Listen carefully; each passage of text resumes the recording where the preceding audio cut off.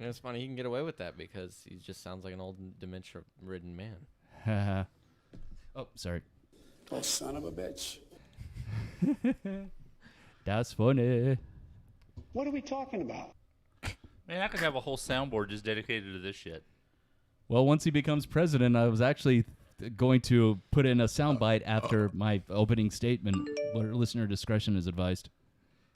Because What are we talking about? Trump won't be president He'll anymore. just be like, "Come on, man." No, have you not heard the shit that he says? That's why I'm... What, the Biden? I know. That's why I'm saying I would put in a Biden clip in there San instead. Francisco is all about, well, gay bathhouses and everything. It's all about round-the-clock sex. It's all. Come on, man.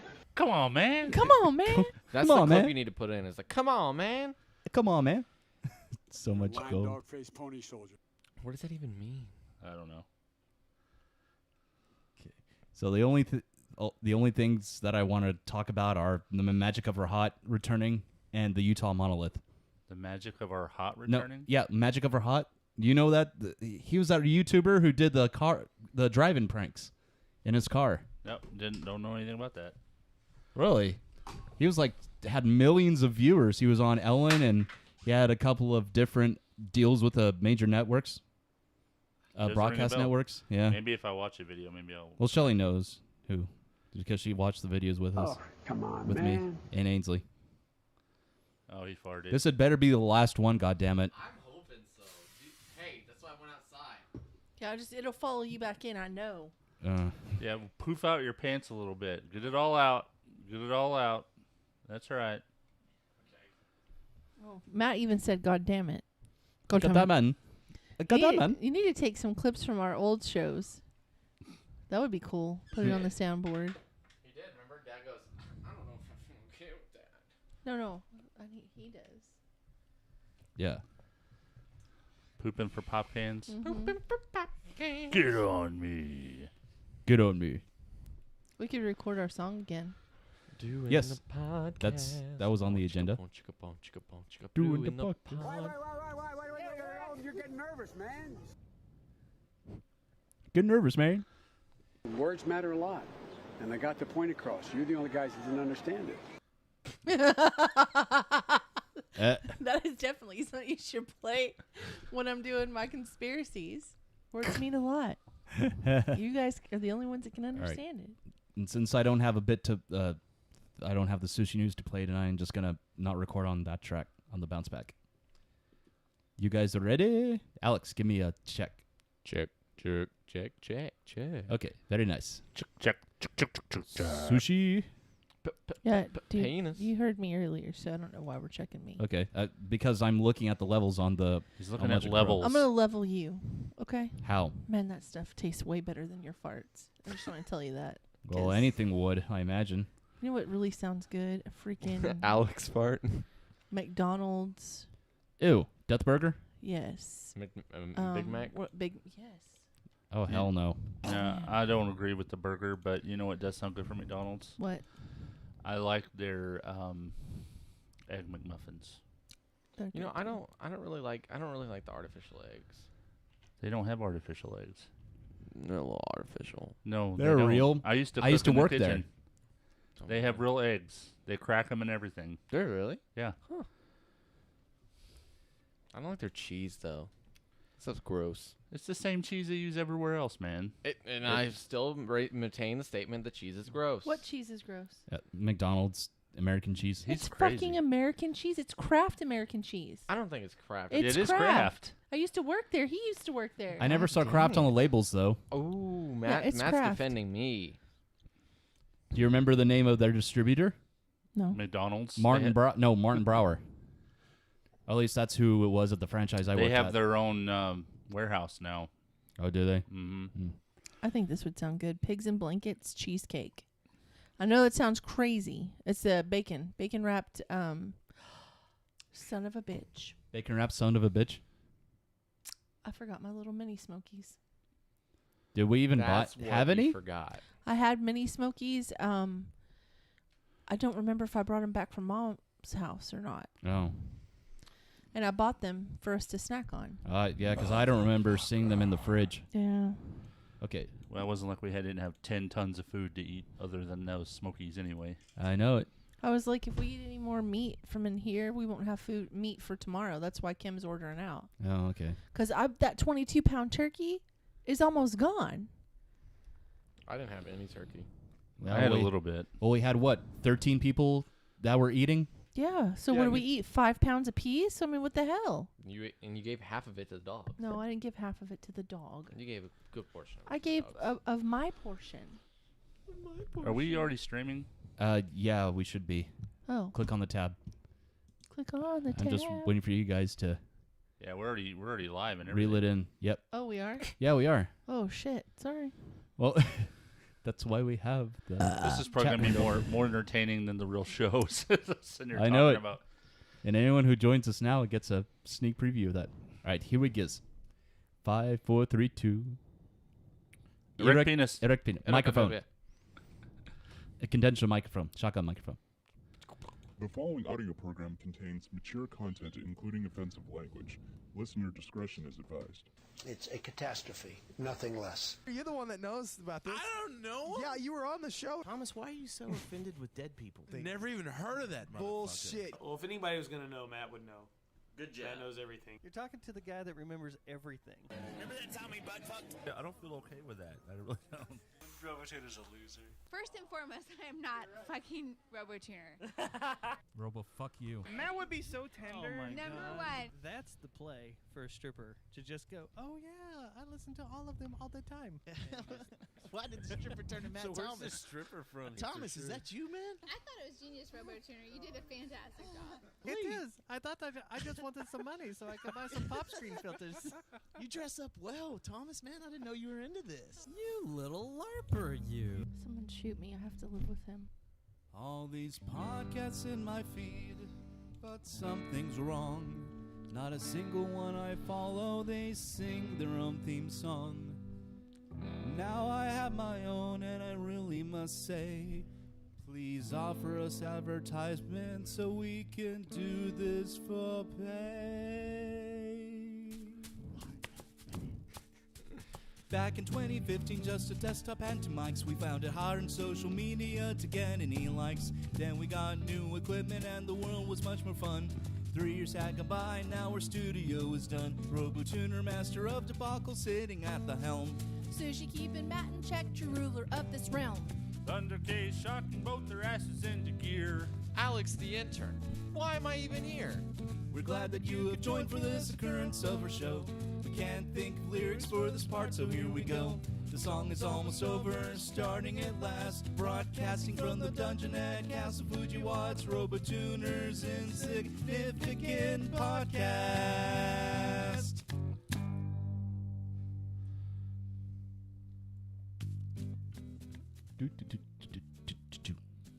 Occurrence 111. 111.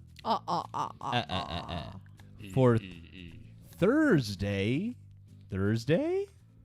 November 26th, 2020, in the year of the customized antique car with a worn down, unfinished appearance. Rat Rod? Yes. Very Ding, good. Ding, ding, ding, ding. Greetings, RoboTuner coming at you from the dungeon at Castle Fujiwa, back again with that low-budget podcasting style for your listening enjoyment, amusement, disgust, or all of the above. Take your pick. Joining me once again across the table from me is my existing romantic life partner, Sushi. That's me. That's who I am. So, are you It's what I do. are you giving the scissor sign instead of the peace sign because you closed it? I'm severing the tie. Severing the tie. Oh, is this your going away episode? This is me being upset because you spilled all the turkey juice in the fridge. I cleaned it up. Yeah, that's right. And to my right, the rolling boulder from Indiana Jones and the Raiders of the Lost Ark, Thunder K. What? Ooh, you like that one. Whoops. There you go. I have no excuse for that. I have no idea. And also the fart factory, Alex the intern. Yes, the fart factory. I have special spray. Hey. Special spray. To combat Special spray Alex's for this ass. Combat his ass, that's right. That's right. So the first person, I mean, not the first person, shit. The first question that one may ask is why the hell are we going live and recording this on a Thursday? Man. Yeah, on Thanksgiving Thursday, is because Thunder K will not be here this weekend, thanks to prior scheduled obligations which he has to attend to. So we figured they were already here. You're getting nervous, man. I'm not getting nervous. What the fuck are you talking about, Joe? Shut the fuck up. Let me do my show. Goddamn old bastard. Come on, man. And now we're on a watch. I'm going to say corn pop on you. Oh, wait. Corn Pop was a bad dude. And he's dead. Aw. Seriously. In real life, he died in 2012, I think. How do you know that? Is there a Corn Pop website I missed? No. I only heard the story once. So All right. Well, we'll get to that. Hold on. Words matter a lot. Yes, they I do. got the point across. You're the only guys who didn't understand it. That's right. Yep, we're on a Biden, or Thunder K is on a Biden quote kick tonight. In San Francisco, it's all about, well, gay bathhouses, and it's all about round-the-clock sex. It's all, come on, man. That's what I'm about. That's going to be our new soundboard. We're going to be shut down so badly. We do not support his statements, by the way, in any form or fashion. No, they're just funny. Yeah, they are. So, yes, it is Thanksgiving. We are very full from what we ate today. And there was a little bit of a mishap. So, Sushi likes to invite over her family for the festivities. Today we had a total of 13 people. You don't, civil disobedience. Goodness. No, there were only 10 people. I thought there were a total of 13. No, there was only 10 people. Civil disobedience. We don't count the dogs. We only had 10 people here, Matt Thomas. Plus a baby. No, You can't count the baby. No, there's only 10 people here, guys. Only 10. That was it. What does it matter? Do you think the Gestapo is going to come in and give you a ticket or something? We only had 10 people here. We actually had 11 when Shut your and face one of them was a up. baby, for crying out loud. What, it's like the Yakuza gonna like kick our door down? Well, we have 2 houses in the backyard that Yeah. people can stay in too. Yeah, that is so true. does that count? And 2 of them stayed in the bedroom back there, so you can subtract 2 from that 11. So there was They 9. were isolated. So, yeah, I guess that would count. I don't think they were 6 feet apart though. But we have 4,000 square feet in the house. Yeah, that's right. The castle is very large. And we all ate in. We all ate in a corner. Mm-hmm.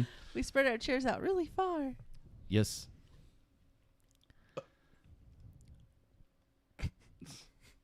What? Way to shut me down. Good food. Sorry, did you forget what you were talking about? No, I didn't. Okay, go ahead. I didn't forget what we were talking about. I was just Okay. mentioning the holidays all. Okay. Like, come on. Yeah. Come on, man. Okay, how many cups of coffee have you had today? 3. God dang. Not all at one. Not one after the other. I had 2 this morning and then 1 They weren't no small cups. about 30 minutes I didn't ago. think they They were. were big gulps. I bet they were. Yeah, because that's all that Sushi knows me for are my big gulps, which get on her nerves. Oh. Whoa, I what? almost went somewhere. I was No. like, why would I know gulps? You always complain about how loud I swallow whenever we're... I don't always complain. You're self-conscious about it. No, you're you're the one who makes an issue out of it. I don't. I just look at you Yeah, when you I do. hear it. Well, okay, wait. Knowing you for the past however long I've been I alive. don't say anything. 18 years. You don't say anything? No, I just look at No, it. you don't say anything. You shout. I don't. Yeah. Oh, is this? Hold on. Yeah. Are we, Yeah, that's time out, guys. No. Let's take a time out. Are y'all down on me today? Yeah. No. Is this because I took a nap after I had been up since 4:30 this morning I cooking took a nap you too. all of this great I was asleep food? before you were. Oh, is this a sob story now? That turkey was like. No. I think Did the turkey make you angry? What's going on? Made me I didn't have sleepy. I turkey. slept. I slept good. Yeah, you did. And so did she. Alex and I stayed awake and kept the dogs at bay. Oh, God. Talk to me about the dogs. Shelly gets real bitchy when she's tired. Oh, yeah, she does. Seriously. Damn. This is the kind of mood that the holidays put us in afterwards, after the festivities You should have heard are done. The turkey gobbling that was going on over here when Matt spilled the turkey juice in the. All right, so yeah, I wanted to touch on that. So we have this new Red Bull skinny fridge over here. Well, Sponsored, skinny not and tall sponsored. fridge. Yeah, not our sponsor. It was given to us. I've already told that story. It's right. It's right here. Yeah. This is it. For those watching the live feed. It's right there. I'm not sure though. At any rate, I used it to put in our excess of food that we wanted to save, and I couldn't get the turkey to fit in there quite right. And unbeknownst to me, turkey juice had spilled at the bottom of the fridge and ended up on the floor because there's a little drain on inside the actual fridge itself that drips condensation. So I walked in and I could smell turkey juice everywhere. You know, I'm not even saying anything anymore. Why? Because y'all get on to me for even saying anything. So I'm done. No, I'm done. I I'm didn't- done. You're supposed to fight back. Look. The land of Fujiwa is a shitocracy, okay? Shitocracy. And if you don't shit talk, then you are in violation of the very rules that are set forth in Fujiwa. Yeah. Of Castle Fujiwa. Castle Fujiwa. Yep. So shit talk. Okay. Well, I mean, common sense says the turkey's full of fucking juice. Don't put it sideways in a fridge. And I thought that was the ham, actually, I was holding. I didn't think it was the turkey. Then why did you say the turkey is on top of the ham? Because I got confused. Yeah. I didn't really see what it was because everything's covered in foil. Speaking of which, I didn't put it back in the fridge. It's still over there on the chair. So let me do that first before we go any further. Oh my god. Because God forbid if it spoils. Well, what's he putting up? The turkey. Hey, wow! It No, sounds that's like the ham. That's the ham. oink oink. Yeah. Do you like my pig impression? I'm used to it. Okay. I see how it is. Had a crotch itch I had to take care of how before I many sat back down. How many pieces of pie have you eaten, Alex? Technically 3. Technically? Well, I had. How many cookies? 1, How many snacky little chocolates? 2. How many pretzels covered in chocolate? Are we getting a list here? Are we checking it twice? No, What's because going this on? boy eats. He I can eat. got 3 of those little pretzel. He can eat. Little pretzel bites? Yeah. Those turn Are you out trying? good. Are you trying to oust me for being fat? You're doing a really great job. Nobody's calling you that. I said you can eat. You're like Alf. You have a hollow You leg didn't even or fit 5 that stomachs description. or something. What the hell? This shed smells like something. I can't figure out what it smells like. It's not. Turkey. Yeah. Turkey juice. That was a stretch. I'm not gonna lie to you. Speaking of stretching. Oh. That's never a good start to a story. No, I don't have anywhere to go with that. I was just wanted to see your reaction. So, do you guys want to talk about? No. That's what Aunt Shelly does when she hears conspiracies. What the shit? I'm drunk off of. Nobody gets off to conspiracy theories here, okay? Mm. We enjoy talking about them, but not. It doesn't have quite that effect on us. Hey, she says otherwise. Why are you talking for me? I'm talking for all of us. Unless you like to shout something. Unless you like to shout something. Unless you like to shout I'm just something. kidding. So Shut up, right nut. Hello, I'm the right ball. Why am I not the left ball? I should be on the left. Actually, I am on the left. You're on the right. If you're looking towards this wall, but if you're looking towards this wall, I'm on the right. Nobody's looking at any walls, Matt. If I'm looking at you guys, RoboTuner's on the right. Oh, so the balls are from your perspective? Thunder K that makes is sense. on the left. Yeah. That Yeah. makes sense. Yep. So the, What? sorry, I was a little late to the conversation. Oh. Are you playing Switch as we're doing our show? The controllers are on. What the Yes, hell I are am. you doing over there? I'm playing Pokemon. Oh, I thought you were playing Breath of the Wild again. No. Well, speaking of, I actually got all 900 goddamn Korok seeds this past summer. God dang. Yeah, that was awful. I don't even Was know what that awful. is. Korok seeds? Yeah. You played Breath of the Wild, right? Oh, okay. Those are those Yeah. little dudes that jump out. Sorry, I thought he was talking about Pokemon still. No. Pokemon. Breath of the Wild, is that something on your phone? Legend No, of Zelda. It's the latest Legend of Zelda game. Okay. Yeah. Which, are you still We excited haven't- for the new one? Yes, I am. I can't wait to get that one. I don't even know about it. It's I just wish the Nintendo hardware was a little beefier than it is. yeah, but like at the same time, As in performance? Yeah. Hmm. at the same time, I mean, it's still a great system.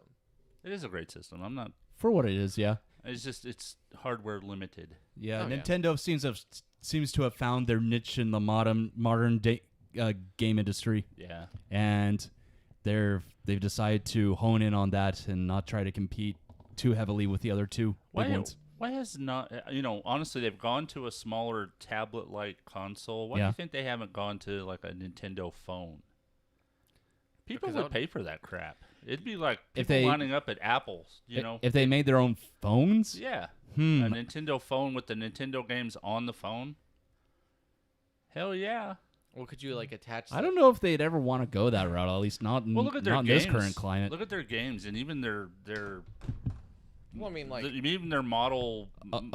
Their mobile Even their mobile consoles? Yeah. The way you talk to each other over the Switch network is through a mobile app. So okay, but Oh. like, if they made a phone, it wouldn't be that hard. Because I mean, like, look at the Ding. look at the size difference. There's not even that big of a difference. Between Yeah, I mean, just like. the native screen on the Switch and a But do you think they'd still smartphone. You think it'd just be kind of like almost a glorified Switch? You can just kind of like still put the controllers on and play. Why on not? It? Yeah, maybe so. All they need to do is just add. I mean, think of how small the screens were on the 3DS. Mm-hmm. Oh yeah, they were pretty small. And then you could just add the phone hardware to it. People would line up to buy that crap, I think. Yeah. The Game Boy screen was small too. It was Yeah. only what 2.5 inches. And how many hours did people put into playing that crap? A ton of hours. So I may or may not have almost 200 hours in this game. And that's, I mean, and if you could hook it up to your TV and play large style console games on it and it's still a phone. Yeah. I don't know. I don't see why Nintendo wouldn't jump on that bandwagon. Yeah, that's an interesting theory. Because honestly, the phones are just not getting much better. Yeah. I can tell you from experience, the jump from like the iPhone 11, iPhone 12, there's barely anything noticeable on there that I can see. But at the same time, I'm not a photographer. I'm not a, all the stuff that people are geeking out over the phone. Mm-hmm. Now, I wouldn't have gone with the newer phone but I get mine free from my job. So, my 2 years were up. I went for the iPhone 12, and I got to tell you, I'm just like, meh, it's the same. But at the same time, the jump from the iPhone 7 Plus to the iPhone 11. Well, yeah, Pro that's Max. true. Yeah, but we're getting to the point. I mean, we've already hit Moore's law on PCs, which translates to phones. Yeah. So all the phones are doing now are getting more complicated, whereas And a higher number. Nintendo is really good about making simple interfaces. Yeah. And they're quality games. Like, sure, they'll change new things up, but I mean, as far if as it the ain't broke, entertainment don't fix factor, it. yeah. I mean, their own software library, the games that they make themselves, are just as good as the games that third-party developers make. Mm-hmm. Oh, Yeah. did you see they're actually importing more third-party Titles? Yeah. Oh yeah. No, I didn't know that. Yeah, they have Skyrim on this. Oh yeah, I knew that. And like Minecraft. They have a lot of PC games that are on Steam on there now. I mean, there's Really? Yeah, I mean, all the games that you like Super Meat Boy and all that kind of stuff. Are Yeah, all being the indie games. All the indie games are being ported to the Switch. I mean, so I don't know. It just seems to me like that would be a logical step for Nintendo to take, is just to break into the phone market. Yeah, I mean they've been making a lot more mobile apps too. So I mean, Yeah. I think they might start breaking into the phone market. Because you got like Super Mario Run, you got Mario Kart Ultimate. What was it? Animal Crossing. They had like a little like. Well, I mean, here's a good point. This phone, without a contract, is $1,400. I was gonna guess and say 12. I was close. About $1,400. This is the 512 gig. Yeah. That Nintendo right there is what, Switch? $299, $399. What is it? Yeah. Something like that. $299, $499. $299. Yeah, they add a little bit of cellular hardware in there. They're not that more. They're still be cheaper than the iPhone. Yeah. I don't know. That's just a what I call toilet pontificating. Toilet pontificating, but not on our center bathroom toilet because you complain about its size. Yeah, I threw out my shoulder on it earlier trying to get climb the mountain out of that toilet. It's so tiny. Did you fall in? So that's why your shoulder was hurting earlier? No, I don't know why my shoulder is hurting. It actually feels better. Why don't we just rub some dirt on it? Well, that's what a man would do. Rub some dirt on it. I don't know what kind of effect that would have on us today. So I didn't get to Thursday. Actually, today is Thursday. Today is Thursday. So I didn't get a chance to play the new Epic game, which is just a, I don't know. It's a, Oh, is it the one that I was kind of interested in, the Mud Runner one? the Mud Runner, yeah. No, I haven't even looked. So I wasn't really Looked at the excited games. about the game this week anyway. It just feels kind of like non-festive, but at the same time, I'm sure it's a great game. Well, It looks sometimes they interesting. sneak in an extra free game, and I haven't checked it, so I was going to look and see what the The other one is? if there is another one. Yeah. Yeah. I've been playing a lot of Horizon Zero Dawn this week. That was thanks to your suggestion, 100K. Do you like the game? Oh, yeah, I love it. It's a great game. Yeah, it is. I love it. Yeah, Mud Runner is the to me it looks kind of like Oh heck yeah! yeah, it looks like next week is Cave Story. I love Cave Oh, Story. Cave Story. That's a game for the Switch. Mm-hmm. Yeah, There's I know. They also had it on the 3DS. Well, it's an indie Oh. game. Yeah, it is. Man, I'll have to pick that one up. Hell yes. Well, I've heard some great that's things what I love it. about these free games. They're free. Oh, I loved. awesome. I loved when they did the Handsome Jack collection. That was Oh, pretty- Borderlands? Yeah, I played the crap out of Just those. so you're aware, Mud Runner, I haven't played it, but I will tell you this. If you look at the critic score, it's like 39%. Well, that won't tell us anything because each person's opinion is different. Well, no, this is an aggregate, so it's like everybody's score, and so the top critic average is like 73%, but all critics combined is 39%. So I don't know. I'll probably pick it up and play with it, but I'm no innuendo intended. Pick it up and play with it. Yeah, I see what you did there. I'll probably pick it up and play it once just to see what it's like, but I'm not guessing. I don't really like those type of games. I'll tell you what I did play this week. What's that? I played Space Engineers. I haven't picked that up in a while. Oh, yeah. Isn't that game that we're used to fuck with Sushi over there on? Which one? Space Engineers.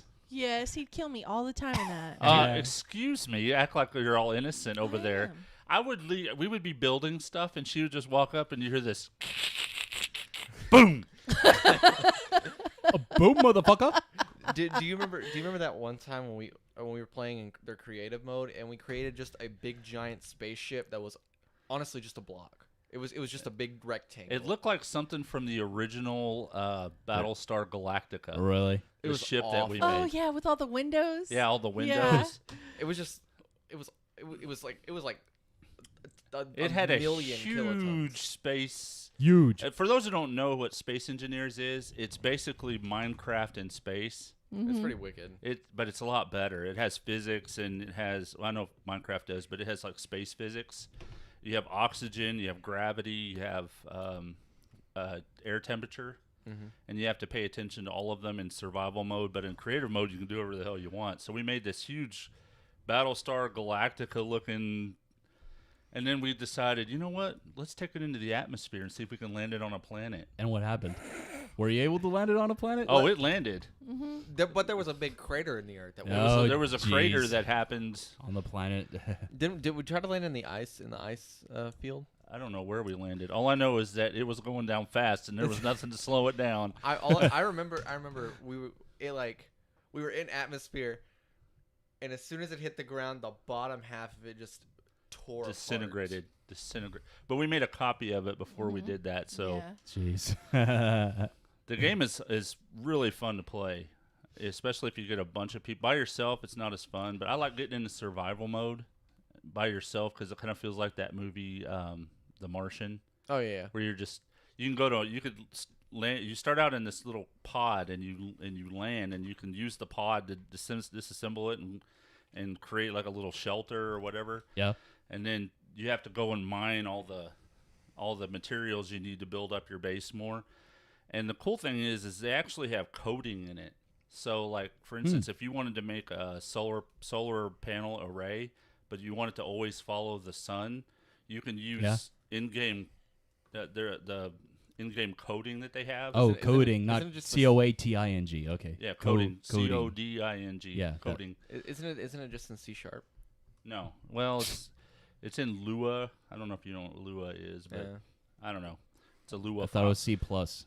Was the Well, there's C plus and C plus plus. C Sharp is Microsoft. Yeah, but I thought it's like Microsoft's version of Java. That's a C Sharp. C Sharp. I know this because I'm Robotuna. He's Robotuna. So anyway, Sorry, yeah, didn't mean to derail you. Sing a D flat. That's the same note. Come on, man. You trying to school me? Yes. You're a jive turkey. No, that the jive turkey is the one that's in the mini fridge over there. Wait, a turkey that can jive? I don't know how to jive. Where most of the juice spilled out onto the floor. Thanks to me. No thanks to me. Well, at least it smells like turkey. So I'm gonna need you to clarify. Not as bad anymore. Are we thanking you or are we not thanking you? You got to clarify.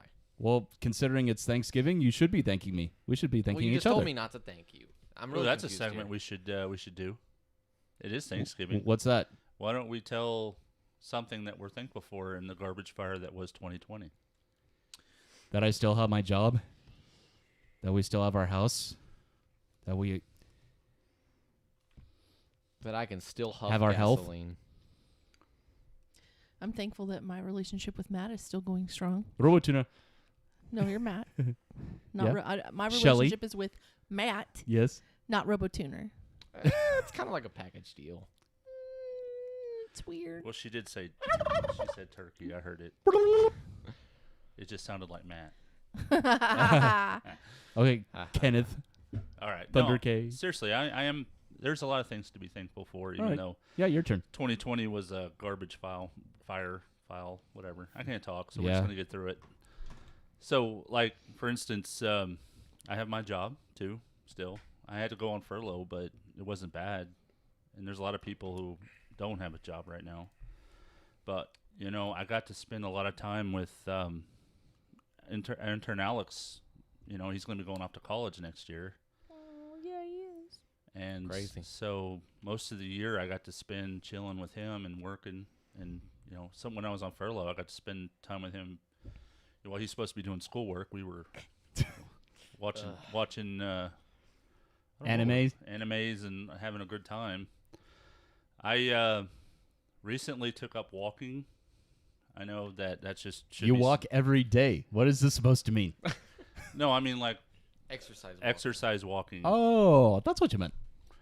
I started out. I'm a little overweight, just a tiny bit overweight. Just a tad. Just a tad. And so I took up walking, and then started out. I could barely do what I would call 4 laps, which is just from my house to there's a stop sign that's probably about, I would say, 1/8 of a mile or a little over 1/8 of a mile from my house, and I'd only be able to do 4 because my feet were hurting so bad. Now I'm up to 12. Oh, wow, that's awesome. Yeah. That is. And I got to spend a lot of time just,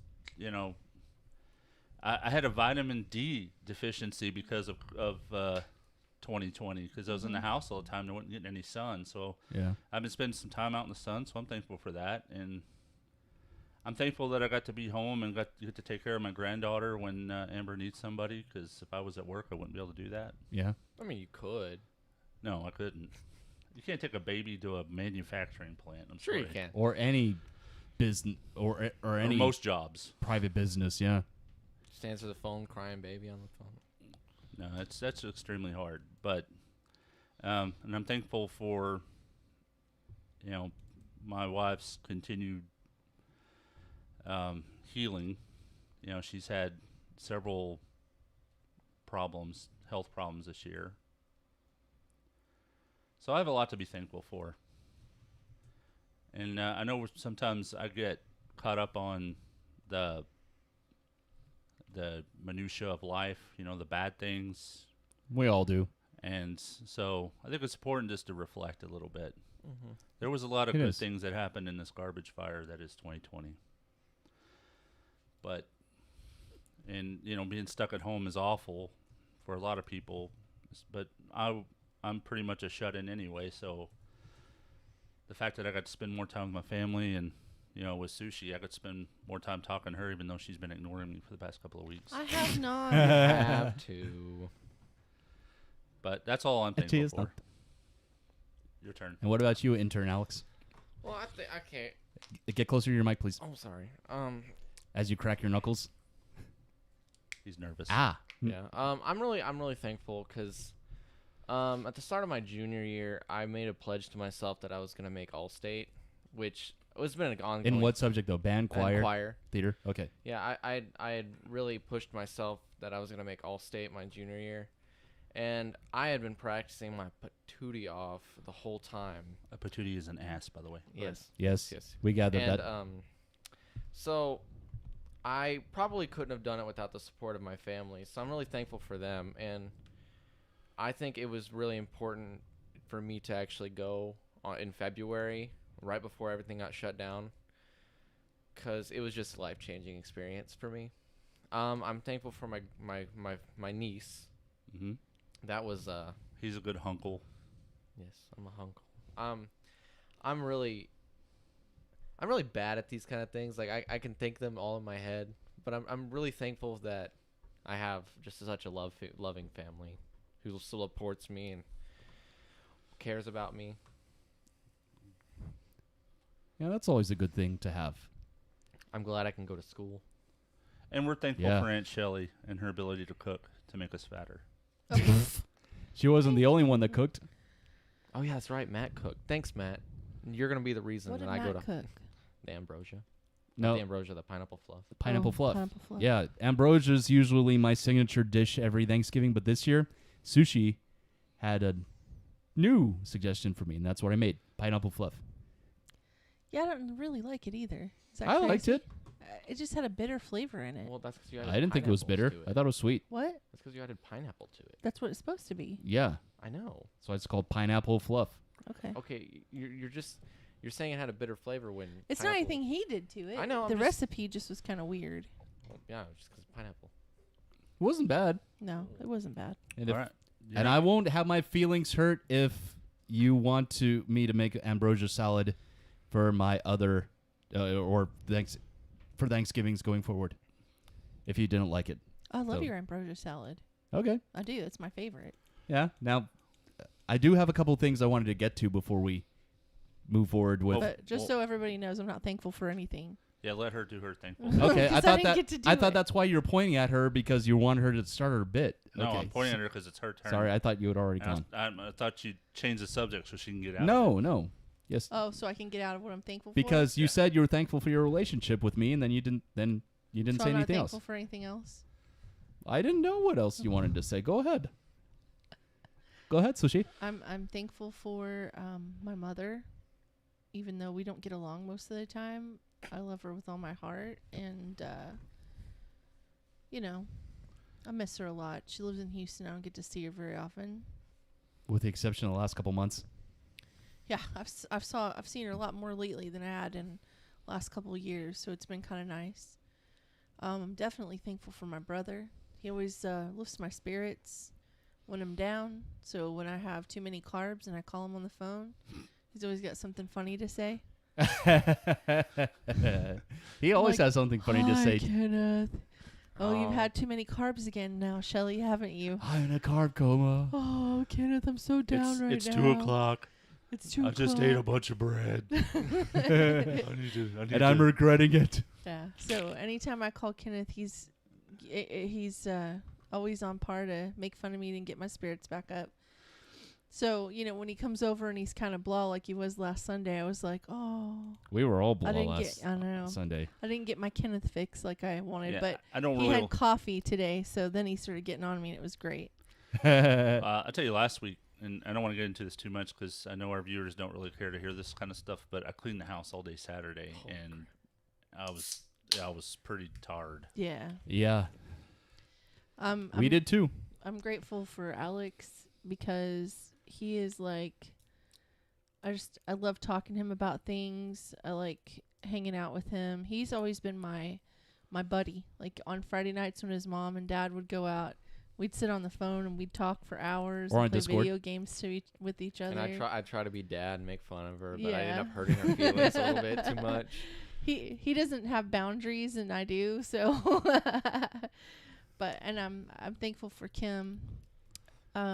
That's Thunder K's wife, by the way. Yeah, Alex's mom. She's an amazing person. Always kind. Always available to listen. Even I don't call her very much because I know she's busy and she's going through a lot. I've been working on her sense of humor. I think I got it locked down. Yeah, she's gotten so funny. She has. She's pretty on par with Kenneth now, and it's awesome. Like she'll say some crappy things, and I'm like, oh my God, she did. You know. Yeah, but we did that to Aunt Donna too. So. Yeah, so we got and I'm thankful for Aunt Donna, and I'm thankful for Jim because he takes care of my mom. And well, your mom's been taking care of him recently. No, they've been taking care of each other. I know. I was alluding to his hospitalization, I think that I don't want to he's get a into. good dude for her. And I'm thankful for everything he does for us and for Mom. I love my dad. I'm thankful for him. He's a good dude. Even though he says stuff like he released us onto the world. He did. I released y'all onto the world. How many times? Damn. How many times did he say that on the phone today? Damn. Hey. Are you telling me the turkey's more than $5? Damn. I know. And I'm thankful for Matt's parents because they're always the nicest people. They always they just say the nicest things. They're very uplifting. I watch a bunch of TikToks where people constantly talk about their mother-in-laws and how terrible they are.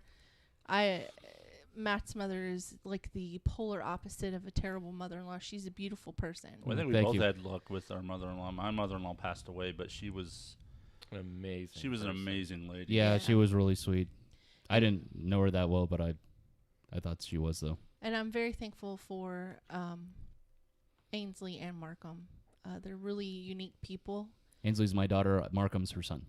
Markham is a challenge at times because he has an attitude, and also he does dumb things. But he's at that age where he's doing dumb things a lot, like pot brownies. I don't know. I'm just throwing it out there. Let's not go into that. That may or may not be true. Yeah. Yeah, we'll just go with that. Let's not go into that theory right now. That's a conspiracy theory. Along with my son, Justin, who's my oldest, I call him failure to launch. He'll get there. We both have failures to launch, but they'll launch eventually. They want to launch. It's just hard in the world they're not that we live in SpaceX. right now. They're more like NASA. Yeah. Thought you were gonna say Sputnik. Sputnik. Yeah, I guess that was a. That was a Russian satellite. Yeah, I know. That was. I know the Russian capsule. Yeah, not satellite. I know you want us to be One of really those. close to our mics, but I apparently have an issue, and I'm breathing in the mic real bad. Yeah, you're breathing a little bit. Yeah. Well, you don't have to get right up on it. I keep breathing in it, and I'm Is like, that nostril I catch ears? myself. Maybe you should point the. No, I'm just saying. Point the seriously. microphone up. There you go. Don't make fun of her nose. That's not nice. Say it's your nose. It's the air coming out of your nose. I like her nose. I'm not. You can love her nose. Go to town on it right now. Just take her outside. But Ew. I'm not gonna lick up her nose like a dog would do. Oh, but you'll stick your finger in her belly button. Oh, yeah. Well, I don't know. I think her belly button's a little You cleaner tell than him, her Alex. nose is. Well, tell him. her belly button doesn't produce discharge like her nose does. You don't know that. Have you seen what comes out of belly buttons? No, mine doesn't do that. Mine weaves cloth. Mine does not do that. I've actually found a knitted pattern before. A knit You pattern. guys have hair all around your belly button. Mine has no hair. Well, I shave mine All occasionally. your hair's on your chin. Ew. Oh, dang. Man, that was that was not okay. Come on, man. Shitocracy. It's Shitocracy. under the charter. I am perfectly within my right to say that she has a hairy chin. Not on a spectrum. I'm just ignoring him now. Okay. That's our internet provider. Yes. Oh, yeah. Not our sponsor though. Are they sponsoring us? No. That'd be nice. No, that's a whole different conversation that I still need to talk to you guys That'd be about nice. on whether or not we really want to get sponsors or not, because we have the ability to. Oh. If sponsors help us get our viewer count up, that would be worth it. Oh yeah, that's something I'm looking The money into is still. nice. The viewership would be better. Why do you want viewership? Kenneth, are you star? Are you trying to be a star? No. We're all trying to be stars I'm a YouTube star. or a podcast star. See, Not everyone can be Joe Rogan. Maybe I just want to matter to somebody. Oh, you matter to me. You know, if this was a game of that's just you. If this was I mattered to you before the podcast. Yeah. If this was a game of Survivor, we'd vote you off first. Hey. Wow. Why? God. You're intern Allen's buddy. You might as well be a red shirt. The next person that takes your seat, their name's intern Alex too, whether it's Alex or not. It's like gonna be Greg or something. Greg. It's intern like- Alex. And then it's like, my name's Greg. No, it's intern Alex. So Mhm. just get used to that. Yeah. But even if you decide to study abroad, we'll still keep your your bit in the That's intro all he song. does is study broads. I said study abroad. Hey, let's get it fair. Let's get it fair. Yeah. Okay, let's be Barton. fair here. I don't just study broads. You study guys too? Yeah. Okay. I'm just kidding. Yeah. He's coming out. I'm coming out. I want the world to know. All right, enough of that. So San Francisco is all about, well, gay bathhouses and everything. It's all about round You the always clock have to sex. bring it It's back all- to that. Come on, man. yeah, like I mentioned earlier, we're on Joe Biden soundbite kicks tonight. Some of them are just funny. Yeah, they are. Yeah. Politics aside. Did you guys want to talk about corn pop at all? It's not new. You obviously do. Get it out. No, you guys did because you weren't aware of the bit. He said this a year ago. No, I remember the bit. I just don't know how you know where Corn Pop is now. I just thought he was Because Corn Pop was a bad dude. Yep. There's actually a pretty funny animated YouTube video that that accompanies his speech that he actually made that day. And it featured, they actually drew Corn Pop as the actual Corn Pop cereal piece. And when he said it, and he was a bad dude, he ran with a bunch of bad guys, and it showed him with a whip. Corn Pop was a bad dude. And he ran a bunch of bad boys. Yeah, that clip right there. It showed him like cracking a whip, and then you saw Toucan Sam, Tony the Tiger, and one of the other Kellogg's Corn Pop mascots. I can't remember And who. by the way, I got hairy legs. Yeah, don't ask me where that came from. Anyway, there are two things that I wanted to touch on before we move forward. One of which I'm gonna bring my head. I'm not gonna bring your head. I'm not gonna let him finish for crying out I'm not gonna be head you either. If anything, that would be reserved for this guy over here. I think we've all derailed him. He's been trying to do his I know intro he for. has. We're not even past the damn intro yet. No, yeah, we are. We've just been shooting the shit. I was just saying, do you want to touch my head? No. No. No. This head. And this all head, that implies. This head. Why would I even go there to begin with? Oh, I know I have fleas. Yeah, come on, man. Come on. No, you don't. How do you know? Your dog's a different story, but you don't. So, one of my favorite YouTube channels of the last 7 years or so goes by the name of Magic Over Hot, also known as Penguin Magic. And the channel itself is was pretty popular. It's something like 4 or 5 million subscribers across 7 years or so. I think 7 years is whenever he really started getting popular. So it's a dude out of Virginia, I think, or West Virginia, and he is known for doing drive-through fast food restaurant pranks. What really made him popular was his first big one where he disguised himself as an actual car seat. I've seen that. To Okay, where, I know what you're talking about. And then he'd put on the costume, he would drive forward, and then the restaurant employees, they would look inside his car and they'd say, "There's nobody there." Who introduced you to the Magic Over Hot? Was it you? Yeah. Okay, I Yeah. couldn't remember. I don't know if I stumbled upon it or if it was your. It was me. Your boy. I've seen that. I've seen that YouTube. I just don't know. I didn't know who it was. So that was his first big one and his most well-known video. I mean, he's done tons of them, and almost all his pranks that he did were gold. The majority of them were done in his car via fast food, various fast food restaurants, but he also branched out and did others as well. He also did a Jedi prank. He did a walk across water prank, where that also involved a fountain. Anyway, he had a whole myriad of them. So, back in 2014, when he had just started to get really popular and started to get broadcast network television recognition and all that, he decided to do a kind of a heartwarming prank. So at the convenience store that he frequented, he actually befriended a homeless guy there by the name of Eric that he used to casually just chat with every time that he went there. So he decided to do a prank that was called Homeless Lottery Winner, where he acted like he would actually buy a lottery ticket, and he made it seem like he cashed it at the convenience store when in fact he didn't, and he actually gave this homeless person, Eric, that he befriended, $1,000. And so anyway, from there, that created a really positive response for him. He got tons of questions and comments from his followers on his YouTube page. Hey, Eric seems like a really good dude. Seems like he's just down on his luck. What can we do to help him? So he had the idea to actually start a fundraiser for him. And through his crowdfunding, he raised $62,000 for this guy. Wow. Oh, dang. Yeah, I don't know what his original goal was, but they basically went beyond the goal 3 times throughout the entire fundraising campaign.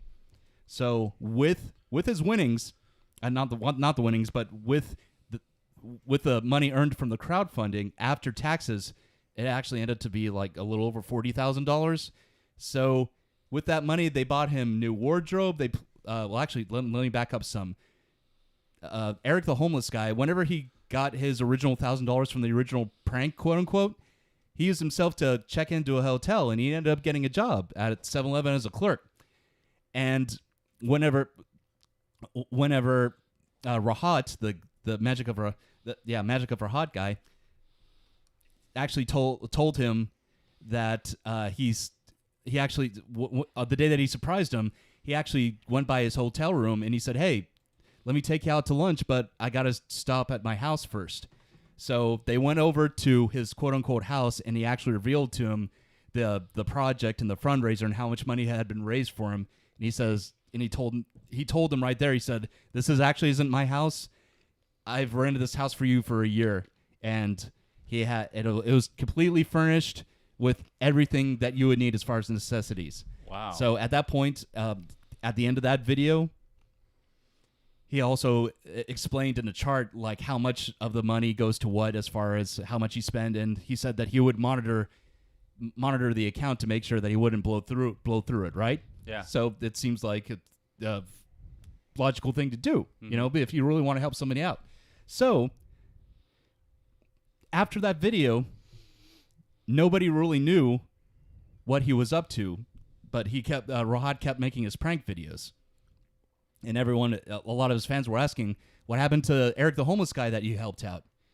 So in 2018,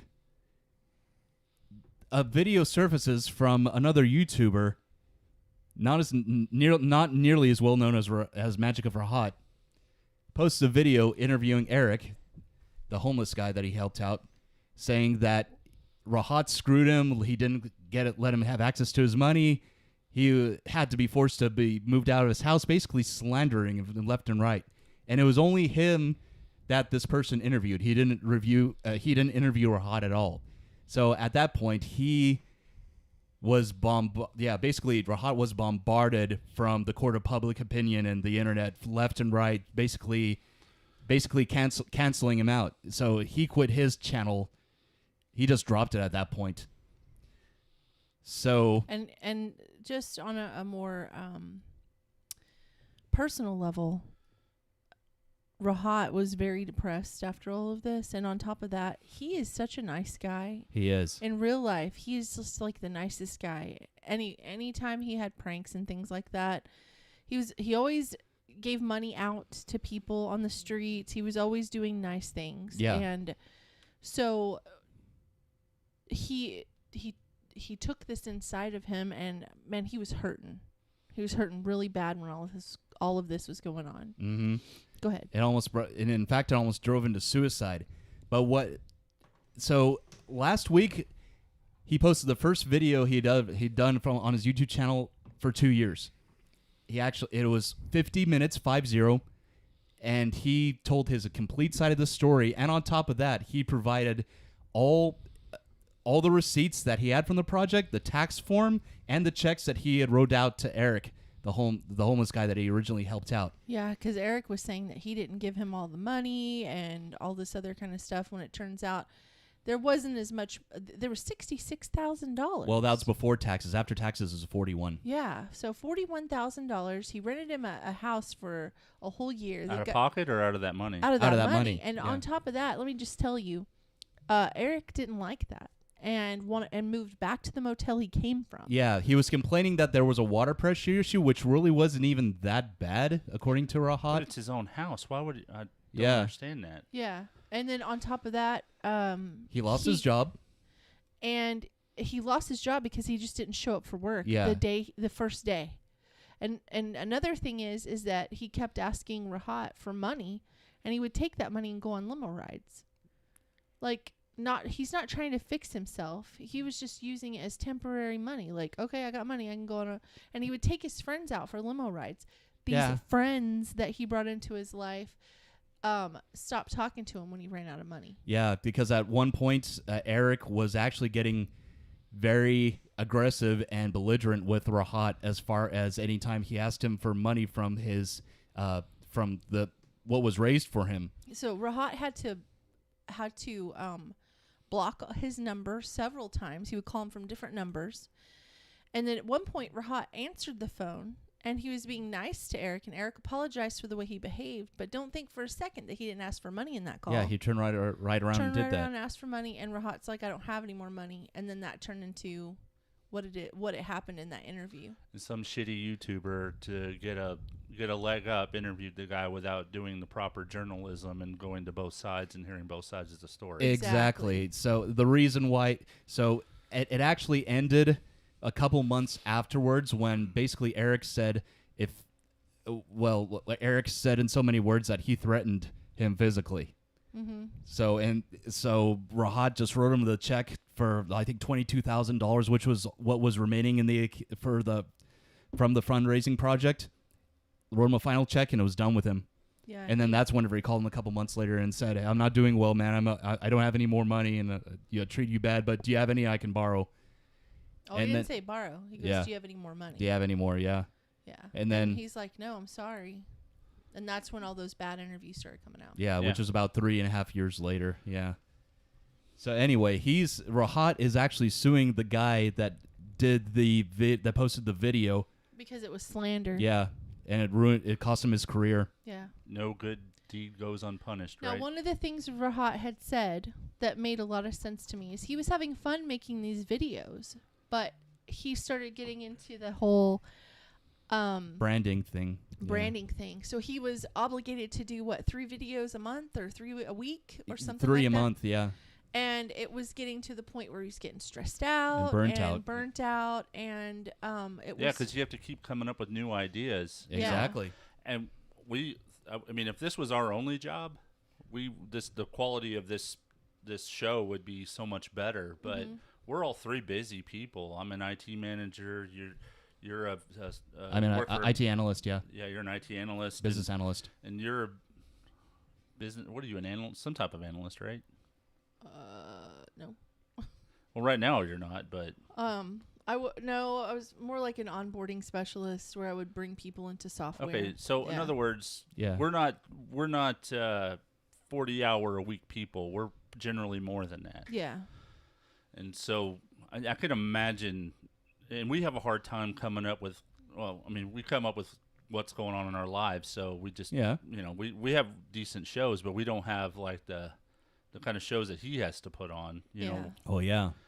Throw that money out there to make, And that's his main source of income and had been for quite a while. And if you have to come up with 3 of those types of shows, a month, and have them be just as good or come up with better ideas, we have the same type of show every week where we provide content, but it's not. It's in the same format every single time, so we know what we have to do and we do it. Yeah. Well, same could be said of shows like The Daily Show. They've always stuck to the same format across 3 hosts. Nobody's saying it's bad. Rahat doesn't have that. Like he would go and he would do his pranks, but he have it to would come be up the with difference, bigger and better every time. It would be the difference between the Daily Show and something like once a week. Tosh. I was thinking 0.0. Tosh Point on myself. I used to love his show. I used to watch it all the time. Okay, I'm gonna be right back. Okay. Honestly, though, I don't know what Tosh. I see her eyes watering, so I think I know what she's doing. That's okay. So anyway, yeah, I'm just glad that Rahat actually had the courage to make a video and just come clean and support evidence for what had gone on during that time. And basically, of all the comments that I read, everyone's on his side and was basically saying, fuck that homeless guy, Eric, and the guy that posted the video. They don't have a leg to stand on.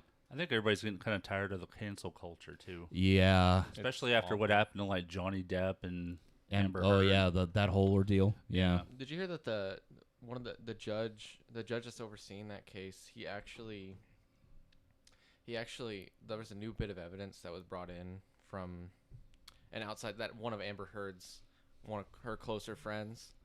Well, as she started talking about her experiences with Amber Heard and Johnny Depp's relationship, Amber Heard was like, no, that's not going to help the case. Well, the judge heard it out and was like, actually, your request to get rid of that is overturned. I want her to present that evidence. Interesting. Mm-hmm. Okay. Well, I thought the court case was over. Am I wrong? Well, I don't think it's. I think it's far from. I haven't even been following it, honestly. I think it looks like Johnny Depp's the one getting the shaft on this, because they went to the courts in Europe instead of the United States and Europe. Why? Did it happen in Europe? I think it happened in Europe. Oh, okay. Well, because I didn't know he had any homes overseas. I don't like her because I've seen countless evidence that she's actually the one abusing him. And Yeah, that's what I have heard that. Yeah. Well, because like during filming, Johnny Depp one day. Did you go in the bushes? No, she went to get a diet A&W How root the hell beer. did she get a diet aim? Did you find some? No, your wife went and got some. Oh, okay. Oh, well, I love my wife. Make sure that's not shook up. I don't want it to get all over our equipment. Why would I shake it up? Not you. Whoever you got it. Whoever gave it to you. Well, anyway, like I was saying, Johnny Depp came in one day for, I think it was a shooting with Pirates of the Caribbean. He had his whole middle finger almost cut off. What? Yeah, like it was like down to here, like down to the nail right here. Oh, jeez. And I mean, you can see pictures of it. It's awful. He's even went to a children's hospital with that finger wrapped up. And he had to have like 4 reconstructive surgeries. And tell you that Amber Heard and Johnny Depp case is very interesting. And to say the least. Yeah. There's been there's been marriage counseling audio recordings of her saying that. But you got to be careful what. Yeah. Because we don't really know what's going on. No. Yeah. It's like the fetuses in the chicken nuggets thing. So we just Okay, hold on. That again? Hold on. Now, when this all went down, Amber Heard was saying that she was the abused mate here. Mm-hmm. Okay, she was the one that was claiming, "Oh, I'm so abused" and all this crap. Yeah. The day she. And now it comes out that, of course, she was not the abused one; she was the abusee. Yeah. Right, but you did hear that they found in favor of Amber Heard, and Johnny Depp got kicked out of the fabulous. Fantastic Beasts and Where to Find Them. Yeah. And Amber Heard got her job back on Aquaman. Recently? Yeah. No, like originally what happened was Johnny Depp got re-enlisted from Warner Brothers. Uh-huh. And then kicked out again, and Amber Heard got kicked out of Aquaman and then re-enlisted. That's exactly what I. Which is also Warner Brothers. Well, she just didn't. She wasn't understanding. Yeah, but that's because a court in Europe was in her favor and not his. Ugh. So there's a whole bunch of. Why is that okay? Why is it okay for women to abuse men, but it's not okay for men to abuse women? And the thing was that one day where she actually went to the her attorney or something to file the case. She came in with with a bruise on her face. She did that. Well, on the elevator recording when she was going down that same day, she had no visible bruises or anything on her face. Excuse me, sir. If you're going to do that, you need to say, excuse me. Excuse me. Excuse me. What? Excuse me. You don't have to be so flamboyant about it. Well. All right. So there was an interesting story that surfaced a few days ago in the great state or somewhat tolerable state of Utah, as Sushi likes to refer to it as. Utah. Because she's been there twice. Or was it once? No, you stayed for 3 times? Okay. Because I know one of those trips you stayed for 2 weeks. Mm-hmm. Where you would have flown back and then back out again. One I stayed for 1 day. Oh, that's right. I flew out that morning and then I flew back that night. That's right. That was the most useless business trip I've ever heard about in my entire life. Oh, that was the one we had to like fly to. Was there a layover too, or was it a one direct of them? flight? Yeah, it was a layover in So Vegas. you stayed there 1 day with a layover. So it was a 3-hour flight there, and then a 3-hour flight home. That's awful. I was terrible. Yeah, and you were in the city for a total of 4 hours, if that. Yeah. Yeah. Anyway, so this story happened in Utah this week at one of the national parks. Not sure which because I don't have the story pulled up. There was an interesting artifact that was found next to one of the caves. It was a 12-foot tall metallic rectangle. To me, it just looked like a piece of sheet metal stuck in the ground or something. It's modern art. Yeah, so the media is calling it the Utah monolith. There's been a lot of speculation as far as how it got there and who may have put it there. At any rate, it's illegal by state law because you can't actually have an installation of any kind, whether it's artistic or not, placed on at a public park unless you have written permission from the city or state. But they can't determine who put it there and when it arrived. Yeah. Hold on, I got an article here that says that it's been... Have they found out who did it? Has anyone come forward? Mysterious monolith puzzle has been solved by internet sleuths. Oh. Sorry, but it's probably not aliens. Oh, they're using the word probably. I didn't think it was aliens. Yeah, that was a little Are far-fetched. they thinking it's the artist guy? Hold on, I'm trying to see exactly. Yeah, there's an artist that that the internet speculated and might have put it there. I think it was one that's actually dead. Yeah, he's dead. Okay, the Redditors. It was Reddit that Reddit. Yeah, the Redditors were able to isolate the monolith's approximate location, tracking the flight paths of Utah Public Safety's helicopters in order to triangulate a rough area near Canyonlands National Park and the Colorado River. Once the approximate location was narrowed down, the internet sleuths took to Google Earth to isolate the coordinates and figure out when the monolith first appeared. Historical imaging data reflected that the monolith arrived sometime between August 2015 and October 2016, leaving open a fairly significant gap, roughly around the time the epic sci-fi drama Westworld was filming in a nearby location. Westworld. So the best bet at the moment is that someone on the crew either didn't pack up properly or maybe even used the metal to play a long-term Kubrick-inspired prank on the world. Stanley Kubrick, yeah. A la 2001 A Space Odyssey, which I've never seen. So they're thinking it's from the drama Westworld. Oh, okay. And people were really quick to already make picture memes out of it. I just think it looks like I love how creative people can be. I think it looks like a giant stick of chewing gum in the wrapper.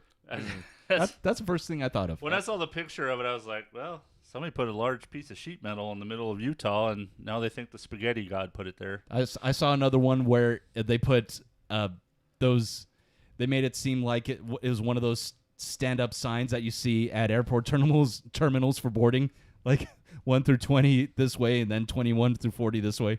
Boy, if you look at the picture of it, it is a perfect place to put up if you're setting up like a scene in a television show. It's right in the Utah's a bunch of flatlands, but it's right in the middle of a geometric structure behind it, and it's all flatland right there. So it looks like it could be part of the. Are you trying to use big words? Geometric structure. Well, what do you want to call it? That's not that big of a word. Rocky wall. You know, it's those high school diplomas. Sorry. I don't even have I that. should talk Not a yet. little dumber for you. Oh, thank you. I appreciate that. Anyway, that's all I wanted to say about the monolith. I just thought it was kind of quirky.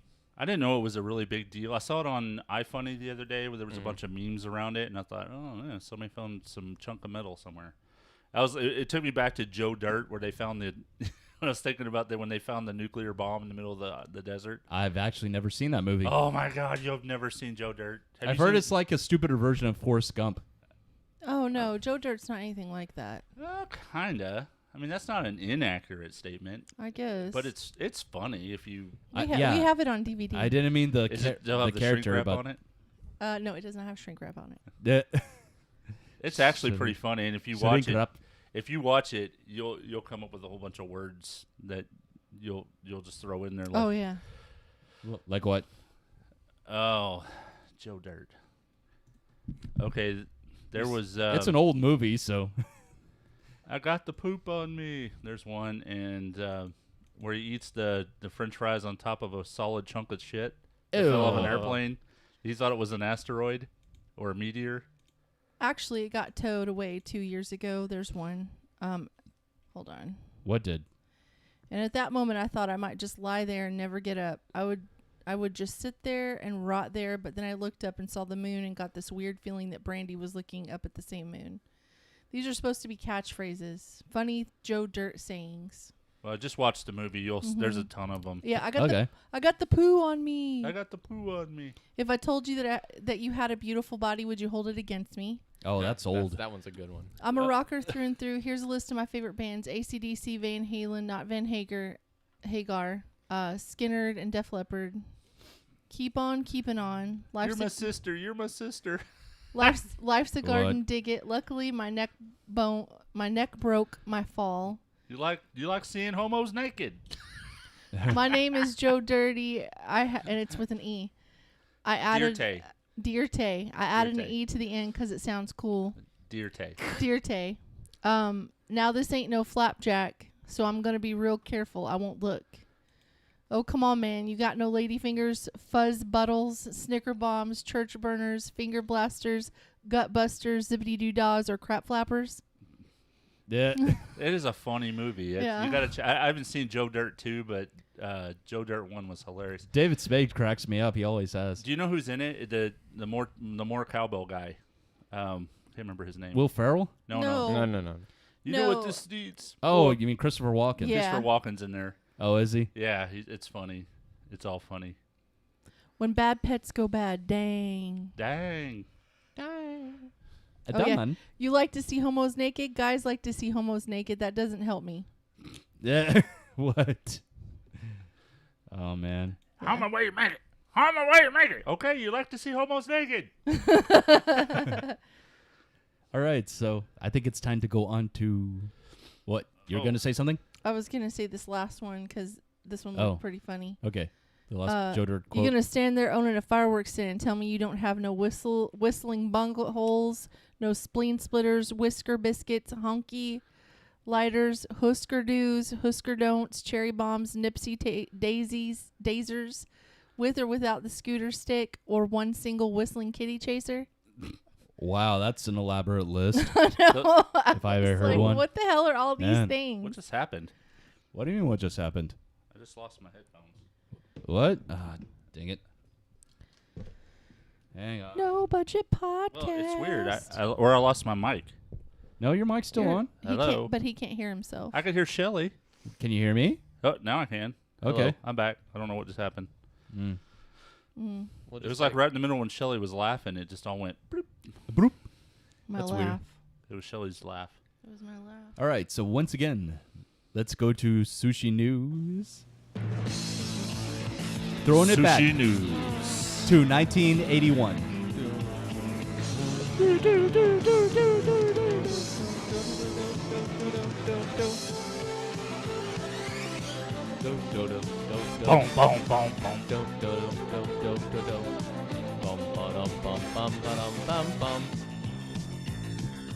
Sushi News, your source for weird news. Today in Sushi News. Yes. Dead minks infected with a mutated form of COVID-19 rise from graves after mass culling. Minks infected with a mutated strain of COVID-19 in Denmark appear to be rising from the dead. Yeah, this just broke news, what, a day or two ago? Yeah. Probably yesterday, I believe. Igniting a national frenzy and calls from local officials to cremate mink carcasses. While the sight itself is certainly terrifying for the residents of West Jutland, a region of the country grappling Yeah, it's Germany. with confirmed COVID-19 cases connected to mink. There is likely a scientific explanation for the zombie-like reemergence from their graves. A Danish police spokesman, Thomas Christensen, told a state broadcaster that gases form while the body decays underground. In this way, in the worst cases, the mink gets pushed out of the ground. So there are many zombie animals. But are they animated? Do they actually No, move on their own? They just sit up, like they build up gases, Yeah. and then it's not muscles that are moving. It's actually pockets of air that make them sit up. So Yeah. they pop out like they're like daisies. That's logical because that can happen to humans also after they died. You hear about the same thing and corpses sitting up on their own because of the same adverse reaction. So the nation has planned to cull all 15 million minks in the country, which produce 40% of the world's mink fur. What do we need mink for anymore? I don't know. I don't know. Yeah. I don't know what it's used for as an export. I don't either. Because of the rushed burial, the animals were placed in shallow graves just over 3 feet deep. Now officials plan to bury the creatures in graves nearly double the depth. The area will be also monitored nonstop until a fence can be set up. Well, that's a good idea because no one wants to deal with mink stink. Well, hold on. If they have infections of mink stink, I don't know what that is. That's funny. if they're dealing with COVID infections, why don't they just burn them? Well, that's the whole point. Like they want them to burn them. Well, just Burn it all. dig one big hole and just throw them all in there and light them on fire. Yep, Done. that's what they should do. Some have also Actually, what they should do is stop using mink.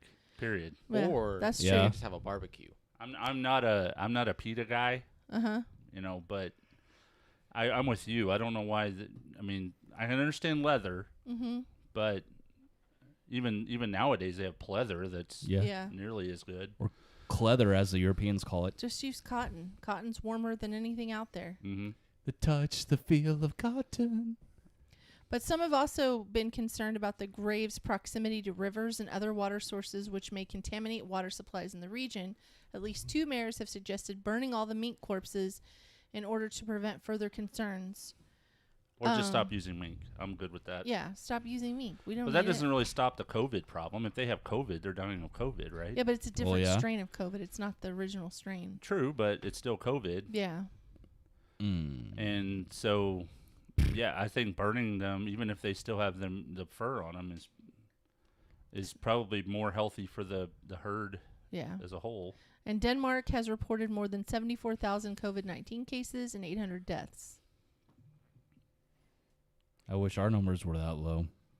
Sadly, they aren't. Well, they're a small. Well, we're country. a way bigger. Oh, yeah, they're a way bigger smaller population country. density than them too. So the ratio might nearly be the same. Probably not, but And what's funny is that English is a pretty common second language over there, like most of the Western European countries. you know what our most common, have been. our third most common language is in Texas? It goes English, Spanish, and Vietnamese. Really, That doesn't surprise me. I would have thought, maybe not, but I would have thought German because of all the German settlements. yeah. It used to be in the 1800s. Mhm. We were just a handful of votes away from making German our primary language. Mm-hmm. Wow, that would have been weird. I mean, I think we should.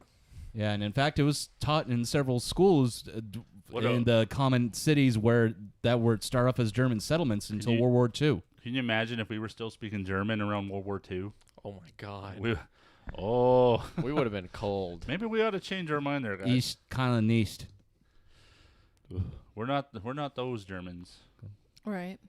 Deutscher. Yeah, they would have done the same thing that they did to Japanese people in America during World War II. Well, why They'll put them in camps? I was going to say there were German Americans. Why didn't they do that? I'm pretty sure they did. No, I don't think they had German. You would have heard about it. Well, they probably overshadowed it because of the larger Asian population in America.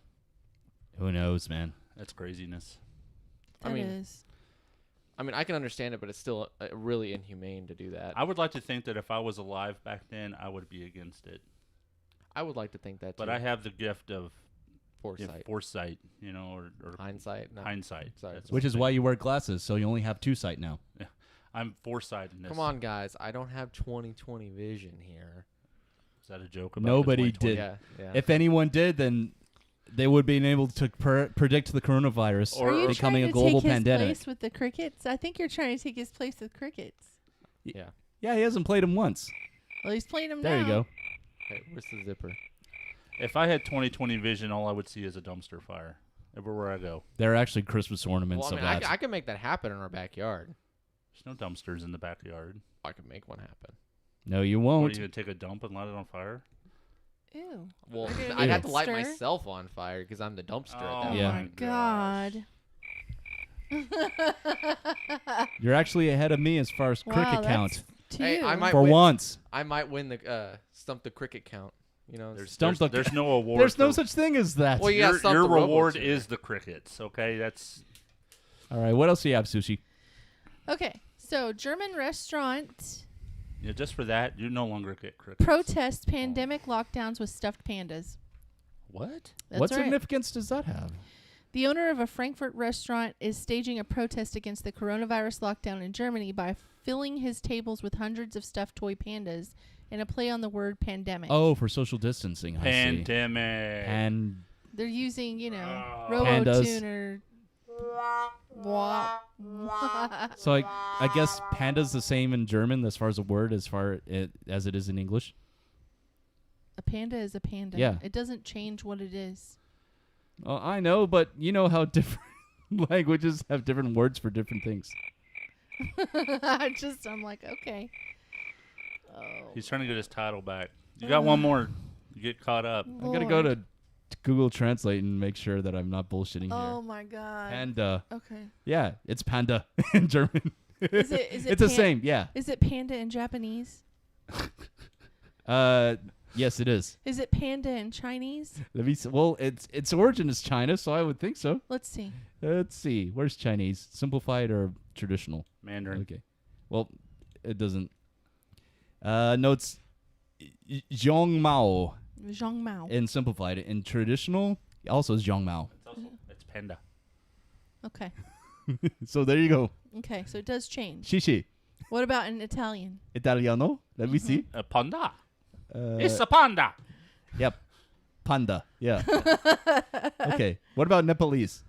Yeah, it's it's the same. Just in their writing. So the only place it's different is What about China. Tamil? And then they come from Panta. China. Oh, it's in Tamil.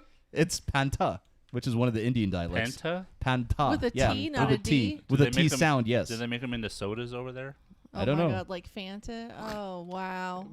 I don't know. What about Greek? What is everybody going for a cricket today? Oh, hey! Here's an interesting way of saying it. A panda in Greek is Arctoides zootis asias. Why don't you hit the little play button and it'll say it for you? Yeah. Okay. But Matt thinks he's Yeah, that's what a panda is in Robo-tuner Greek. thinks that he speaks every language. Can you play it in Latin? I can imitate accents pretty well, Yeah. foreign accents pretty well. He does really well. Although I can't do anything but it. when he tried to do ebonics on that That voice on audition. that voice audition, He did I not don't do well. think that Hey, translated man. very well. Hey man. Hey man, come Okay. on, man. What about Pandeo is Pendejo. Hangul. What? Yeah. No, this is Korean. Oh. Hangul. Pendo. Pando. Pendle. Okay. All so, right. well, yeah, go on about the pandas in Germany, Deutschland. Okay. So he has Frankfurt. He has 100 stuffed toy pandas in a play on the words pandemic. German officials are expected on Wednesday to agree to extend until December 20th a lockdown light they imposed on November the 2nd. That means bars, restaurants, and entertainment venues must stay closed while shops and schools can remain open. We wanted to put some life back into our restaurant, said Giuseppe Facera, manager of restaurant Hey, did Pino. he make a little wooden boy? Who's an Italian person, obviously, or Yeah. Italian or heritage. Wasn't it the name of the father who made Giuseppe. Yeah, Pinocchio. Yeah. Yeah. They are pandemic pandas. Pandemic pandas. So he made little toy pandas. Mm-hmm. And he dressed them up in different kinds of clothes. I'm looking at this clip, and they all are wearing like shirts. Were they wearing lederhosen? So he's that got also like sounds 100 like different kinds of shirts on these pandas. So damn stereotypical. He put a lot of money into this. I don't know why. The pandas are seated at the restaurant's tables and propped up at the bar, some with bottles of Corona beer. It is a silent protest, an offer to our guests, Fichera said, adding... Well, you know why I said that, right? Corona beer. I wasn't saying that they all... That's so low brow. What are you saying? I was only saying that if they were wearing lederhosen, because the guy's name's Giuseppe, he makes toys, and wasn't Pinocchio dressed in lederhosen? He was, which is really more of a Deutsch thing, and rather than Italiano. That the pandemic is a lie because Pinocchio told lies. I'm kind of seeing that kind of goes into your other realm. It does. Interesting. The German government has said it will extend financial aid for firms hit by the restrictions, which, according to sources, could add up to 20 billion euros, which is $23.81 billion in December, in addition to an estimated 10 to 15 billion in November. Damn. Where does Germany get all this money? Don't they owe us a lot of money? I have no idea. I don't know what our foreign policy or debt ratio to Germany or from Germany is like. They're not a third world country over no. there. No, they, I know. they not at all. manufacture a lot of product. Yeah. What, Germany? Mm-hmm. Yep. The only foreign car I've ever driven is a Volkswagen. Did you know in 2000, in the 2010 era, they actually filed for bankruptcy twice? Who? Germany. What, as a country? Or Greece? Germany. I thought it was Greece. I know Greece did. It was Germany and Portugal. So did Iceland too. I was actually like my school. I have to take economics senior year, so there was a lesson we had to do, and we were learning about it was fiscal policy, I believe, and so we were learning about it, and they said it was Portugal and Germany actually filed for bankruptcy. I don't know if it was 2 times. I might have over exaggerated. I don't understand. What is it called? What? The European. The EU, European Union. Yeah, I mean they're all supposed to be one economy, right?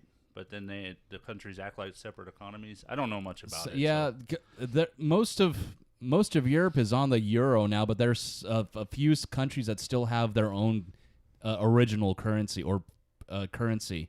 I know that the UK still uses pounds. Swedish uses a kroner. UK is no longer part of the. I know they aren't. But even when they were, they used pounds. They didn't switch to the euro. Yeah, you're right. Yeah, Swedish. But they did both, right? They accepted both. Mm-hmm. Yeah, Sweden still has the krone. I know that. I watch a lot of. I watch a lot of guys who build or refurbish old stuff, like old video game consoles and stuff like that, just because I find it interesting. And they're always talking about, you can get this part for something euros, and the guys in England. So I know that they certainly buy things with euros over there. Yeah. But I don't know how they translate their money.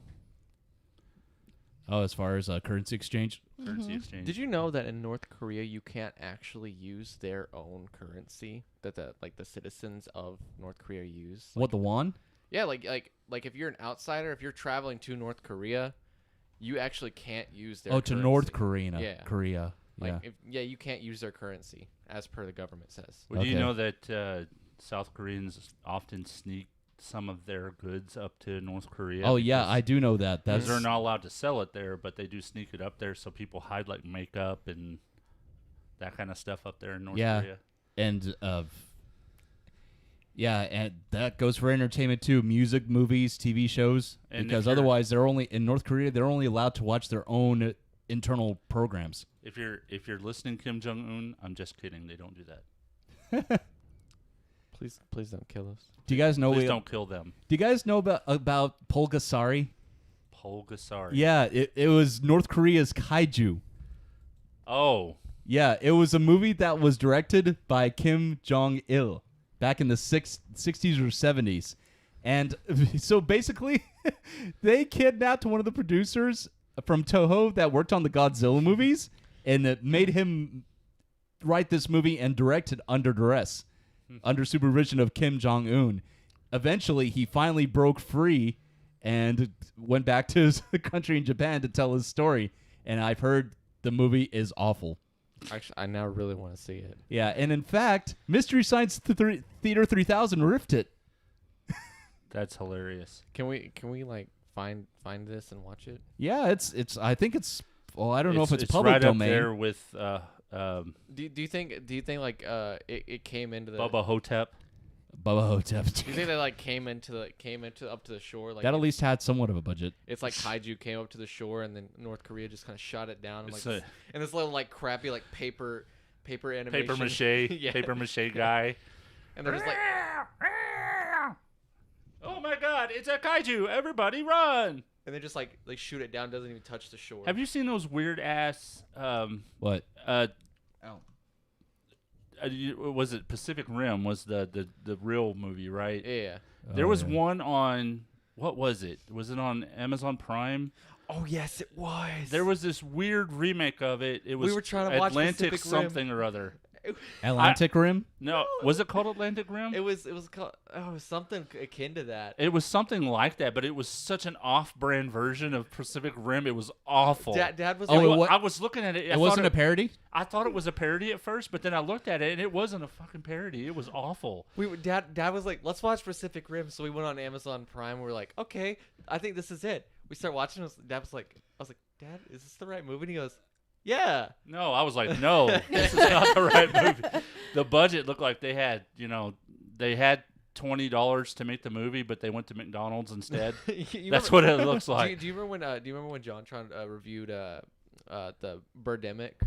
Oh, Birdemic? Yeah. Oh, it was so bad. This was worse than that. I was like, you've seen Pacific Rim. It's a decent movie. It's a decent movie. It's not. It's a D movie, and that's why I don't want to watch it. But this was worse than that. I mean, at least the kaiju that were in there, it looked semi-realistic. Hold on, was it anywhere close to what we watched? What, Velocipaster? Yeah. Was it like Yes. Velocipaster? Probably not. Velocipaster at least had the intentions of being somewhat of a parody, right? No? Yeah, it did. It was straight up was a. Oh, the intention was in that, and in this Yeah. movie, it was not. No, not So a. you know, It had Power Ranger quality. It reminded me 90s Power Ranger quality. It or reminded Super me Sentai. of a really really crappy like superhero Bollywood movie. Let's see if I can find the name of it. I actually tried watching one of those that actually had a high budget. It was called Krish. Oh, I couldn't even make it past the first half. And in Bollywood movies, it's typical for them to make 3-hour movies and they have an intermission in the middle. What about separate is that the one with their Spider-Man? No. This was some guy that had a mask on, and there was a musical bit or two with his romantic interest beforehand. He hadn't even gotten into a single fight, and it was 90 minutes in. I was like, I can't handle this, and I shut the shit off. It was called Atlantic Rim. That's what it was called. Atlantic That's Rim. why I got it confused. Is because I didn't even think about it. And not an actual pseudo sequel either. No, I mean, I don't even know how to explain it. It was that bad. It was bad. You were watching it, and I was going, man, I don't remember this part. Oh, is this a review? That's Pacific Rim. That's Pacific Rim. Okay. Yeah, and there was another one called Atlantic Rim. You sure you weren't watching a porno? No, this was on Amazon Prime. It would be called Pacific Rim Job if it was. This guy's talking about it. I didn't know he had a video on it, but you have to at least check out the YouTube video on it. Cause okay. I was like, hey, Alex, you ever seen Pacific Rim? He's like, no, let's watch this. Okay, so I turned it on. Well, actually, it was Atlantic Rim, and I was thinking I had already had it confused because I was looking for Pacific Rim, and I thought that's what it was. I turned it on, and I was like, this isn't that. What the hell am I watching? What the caca? And when they got into the robots, it was like, go Power Rangers, man. What is going on? Right. It kind of reminded me they were in a Rock'em Sock'em robot. Yeah. It looked like a Rock'em Sock'em robot. Which Red Steel is actually the movie version of that. Real Steel? Yeah, Real Steel, yeah. Oh, okay. Yeah, I didn't mean to say Red Steel. So is that the one with Hugh Jackman? Hugh Jackman. I like that movie. I thought it looked too cheesy. You know what it reminded me of? My taste. It reminded me of that Sylvester Stallone movie where he was arm wrestling. Over the Top? Over the Top. It reminded me and of it really was Over the Top? Robot version of Over the Top. I mean, if you look at there's a lot of parallels there. Oh. All right, Sushi. What else do you have? Oh. Play the Mass Effect Game Over music. Remember, it's 2 weird news and then 1 conspiracy news. The finest conspiracies on Reddit. This is some weird crap. So we're still stuck on the Great Reset. Yeah, the Great because Reset. as I research, I find more things, and I want to bring it out. So yeah, let's talk some more about let's this. talk about the beginning. Let's talk about the beginning of the World Economic Forum. The World Economic Forum was started by Klaus Schwab. Klaus Schwab. Klaus Schwab. I'm trying to pull up the thing I was reading. When was this, I wonder? 1970. Let me look him up real quick. Okay. What did I do? I had it up and I And lost it. was this more or less based on the concept of having a one world economy? I wonder. I'm thinking it is because the World Economic Forum, one of the things I pulled up, has over 1,000 members, and each country brings in a set of members. Okay. Yeah. The people that are on the board as of November the 15th, 2019, Klaus Schwab is the chairman of the board and trustee. Peter Brabeck Letmath is the vice chairman. Okay. Of the board of trustees. And then you have Mukesh Ambani is the chairman and managing director, works for Reliance Industries, and is from India. So I'm going to start naming these people off, and I'm going to start naming off the companies. He's There's one of the richest people in the world, by the way. Mm-hmm. I know that. I know of his company, Reliance. Yeah, so then there's Mark, and I might say his name wrong, and I'm sorry. Okay. Mark Benioff, chairman and co-chief executive officer, Salesforce. Oh, Salesforce which is huge. a lot. Yeah, a lot of companies use that to work their customers. Yeah. And that he's from the USA. Mark Carney, governor of the Bank of England. They have a governor instead of a chairman? Okay, that's interesting. They probably just call it governor, but it's probably chairman. Yeah, their own term. Lawrence D. Fink, chairman and chief executive officer, BlackRock I don't Inc. think anybody whose name is Fink should be working with money, but go ahead. Well, or making decisions, because that's what this is. He doesn't think around, man. Christia Freeland, Dirty Fink. Minister of Foreign Affairs of Canada. Oh. Orit Gadish, chairman, the chairman of it, and he works at Bain and Company, USA. Oh, yeah, Mitt Romney's company. So you think Bain and Company, they like take over Gotham and... Who knows? Not that Bain. Fabiola Giannotti, Director General. Fabiola. Also works at the He's European... been in a lot of romance novels. Yeah. Also works at the European Organization for Nuclear Research in Geneva. Boom. Oh, Geneva. Al Gore. There's a convention. Al Gore. Al Gore. Oh, Al right. Gore. Because already I'm down. I'm not down for this thing. He's a chairman and co-founder. This He sounds did, like he did invent the internet. This sounds like the worst movie. He's the Generation Investment Management in the USA. I don't know what that is, but... Okay. Well, if Herman- it deals with green energies, I can see that because Yeah. he's been all about that since he campaigned for president in the 2000s. Herman Greff, chairman of the board and chief executive officer, works at Sberbank. I bet you his name was mentioned more this year than in 2000. Who, Al Gore? Al Gore. Mm-hmm. Yeah, because of the... I don't know if you want to bring it up, the irregularities in voting this year. I didn't know. I didn't hear his name at all. I've heard the name Bush v. Gore so many times this year. Oh, okay. Well, maybe comparing to that election. Yeah. Crazy. Anyway, who else? Herman Greff, who is the chairman of the board and chief executive officer for Sberbank in for the Russian Federation. Sberbank. Sounds like Sperm Bank. Angel Guerrilla, I didn't want to say it. Secretary General, Organization for Economic Cooperation and Development in OECD Paris. Andre Hoffman, non-executive vice chairman of Roche Holding Ltd, Switzerland. These all sound like These all sound like bad guys in a James Bond movie. Right. Like I said, this is going to be the worst movie I've ever heard of. Christine Lagarde, president, and she's at the European Central Bank in Frankfurt. European, I'm a peon. So you guys have heard of this company in a minute, Jack Ma, and he is Is that a subsidy of Murtagadama? Yeah. No, he's the CEO and founder of Alibaba. Yes, one of the largest international trade trade marketplaces in the world. I thought that was the last name of Prince Ali. Alibaba? Alibaba. Well, yeah, he's Chinese. I think he's from Hong Kong. But yeah, the name wouldn't sound like it's the Chinese company. Now it sounds like it's Middle Eastern. He's also from the People's Republic of China. Yeah, I said that. Then we have Yo-Yo Ma, who's the cellist. He's also a Yo-Yo Ma. Seriously? What the hell he's does he? also a Pokemon that you have to catch. Yo-Yo Ma is. Yeah. No, that's a Digimon you have to catch. Is that a Digimon? Yeah, because all Digimon have Mon at the end of their name. Yeah. But it's not Yo-Yo Mon, it's Yo-Yo Ma, M-A. Close enough. Peter Maurer, That name sounds familiar. Who's he? president of this and International Committee of the Red Cross, Switzerland. Luis Moreno, president, and then Inter-American Development Bank in Washington, D.C. Muriel Pennicod, Minister of Labor of France. H.M. Queen Rania Al Abdullah of the Hashemite Kingdom of Jordan.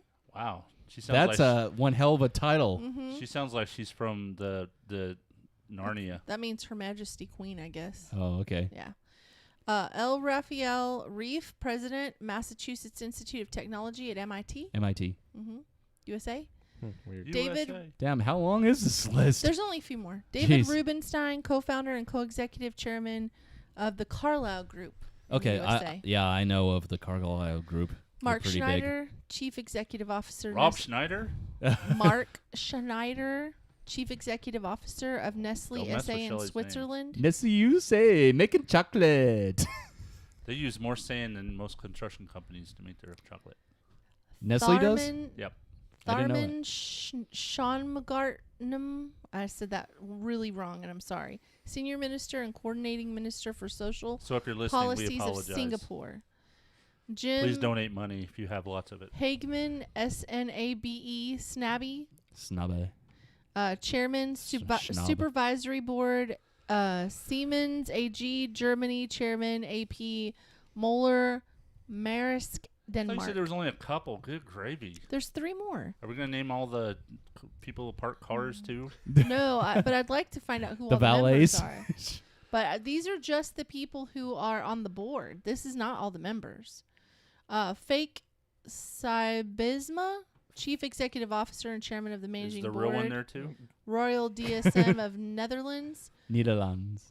Heizo Takenaka. I'm surprised Heizo that, Takanaka. what's his name? Cream of some young guy? Oh, I wonder see that's Oh my god, that's lowbrow, man. That's so lowbrow. Give yourself crickets for that shit. Woo! You got crickets again. Heizo Takenaka, Minister of Heizo State Takanaka. for Economic and Fiscal Policy of Japan. Now, how am I going to be lowbrow when Johnny Gay over here? I know, right? I didn't even mention Johnny Gay today. I know. I haven't in several occurrences. Min Zhu, President, National Institute of Financial Research, People's Republic of China, Deputy Managing Director, International Monetary What is a Fund, couple to you? Washington, 2? D.C. That was finally she's That was done. 3. I'm done. Okay. That was only 3? You weren't even listening. I was Okay. listening. I So the stopped reason I listening named halfway off all through. these names is because Yeah. I really wanted to find out who was on the board of directors for the World Economic Forum. You know, Yeah. You know what bothers me about who's on that board? What? These are all very, very rich, influential people. Well, of course. And I get that, but why isn't there people in rural? Why isn't there all walks of people on that board? That's a good question. You know, Making and decisions for the people like right. us? Yeah, Yeah. because at some point you're full of money, Mm-hmm. and at some point you're just trying to get power. You know who wasn't on that list of board members? Elon Musk, You know who else isn't on that list? Bill Gates, And I'm sure Jeff Bill Bezos. Gates, Jeff Bezos, Jeff Bezos, or Sandy Walton, right. or whoever the Walton daughter is and now it can't that be owns because over. they're not That's the chairman of Walmart. Who's the chairman of Disney? philanthropists, because Bill Gates is a huge philanthropist. It used to be Michael Eisner, but he was ousted years ago. I don't know who it is now. So George Soros is not on the board either, but he is a member. But if he was on the board, there would be a whole lot more What animosity about towards the board. What about Richard Koch? Is he on there? No. You know who that is, right? He's the equivalent to George Soros on the right. Yeah. Yeah. Koch brothers. He's Koch Industries is the largest right-wing super PAC out And that's there. not Coca-Cola. That's like Coke, like that. Yeah, KOCH. Yeah, and then Soros' company is the largest super PAC on the left. I want to see who the 1,000 members are, so I can pull out names that are. Well, if you don't familiar. see anybody from Africa or from, Latvia or third world countries, then there's probably probably a significant gap of real people on that. representation. Yeah, I did find diverse representation. Okay, so people who are economic for the Great Reset, plan for global economy is the Green New Deal on steroids. Canada, England, and specifically Prince Charles. Oh. Yes. So not the entire UK, but England at least? Isn't that the one that married an American woman? No, that's Prince Harry. That's Prince Harry. Prince Charles is the next in line for the crown, right? Yeah, whenever the Queen dies, the crown goes to him. Mm-hmm. And if he rejects it, it'll go to William. Think so either. I think she's a zombie or no. I just think that whatever it is, she has the same genes that Betty White does. I think she does. I think she does what the evil. What size does she wear though? Oh boy. I think she has. I think she does the same thing that the. I'm gonna wear that key out today. Yeah, you are. She's gonna do the same thing that the evil stepmother in Tangled does. I'm pretty sure. Oh, she Mother siphons life from a blonde girl that she keeps locked in her basement. Yeah. Mother knows best. Listen to your mother. So Prince Charles said, "We have a golden opportunity to see something good from this COVID-19 crisis. It's unprecedented. Shockwaves may well make people more receptive to big visions of change." I don't buy it. And he was one of the leaders who spoke at the event in 2019. So are you for or against it? It's really hard because, first of all, phrasing. I don't know what they're gonna do. Yeah, the devil's in the details, right? Yeah, and there's no details anywhere. I swear to God, I've gone to Reddit, I've gone to the darkest depths, and nobody. They're not releasing. You went to the deep web. I did, and they did not. Not the true deep Nobody web. has released any. We won't go there. Details. You're talking about the dark web. Yeah. Yeah. Nobody has released any details of what the actual plan is. Supposedly, January 2021, they're going to release what the plan is. But what they're saying is... Do we have to vote on it first, and then we get to see what's on the inside? No, we don't have a say. Are you serious? Well, Obama said he would also reveal to the world that aliens exist in 2016, his last year of office, and he never did. Trump did, though. Trump did. Yeah, he did. He released all of the UFO stuff to us. Some stuff was marked out, but it wasn't anything. It was mainly people's names and stuff like that. Oh, so it was just records. It wasn't actual hard data. Yeah, hard data was released. Pictures? Yes. Pictures of the UFOs that are in... Pictures and videos and everything, yeah. Government possession? Mm-hmm. I have not seen one ounce of that. You need to go look at it. Wikipedia has a list of it. Okay. Yeah.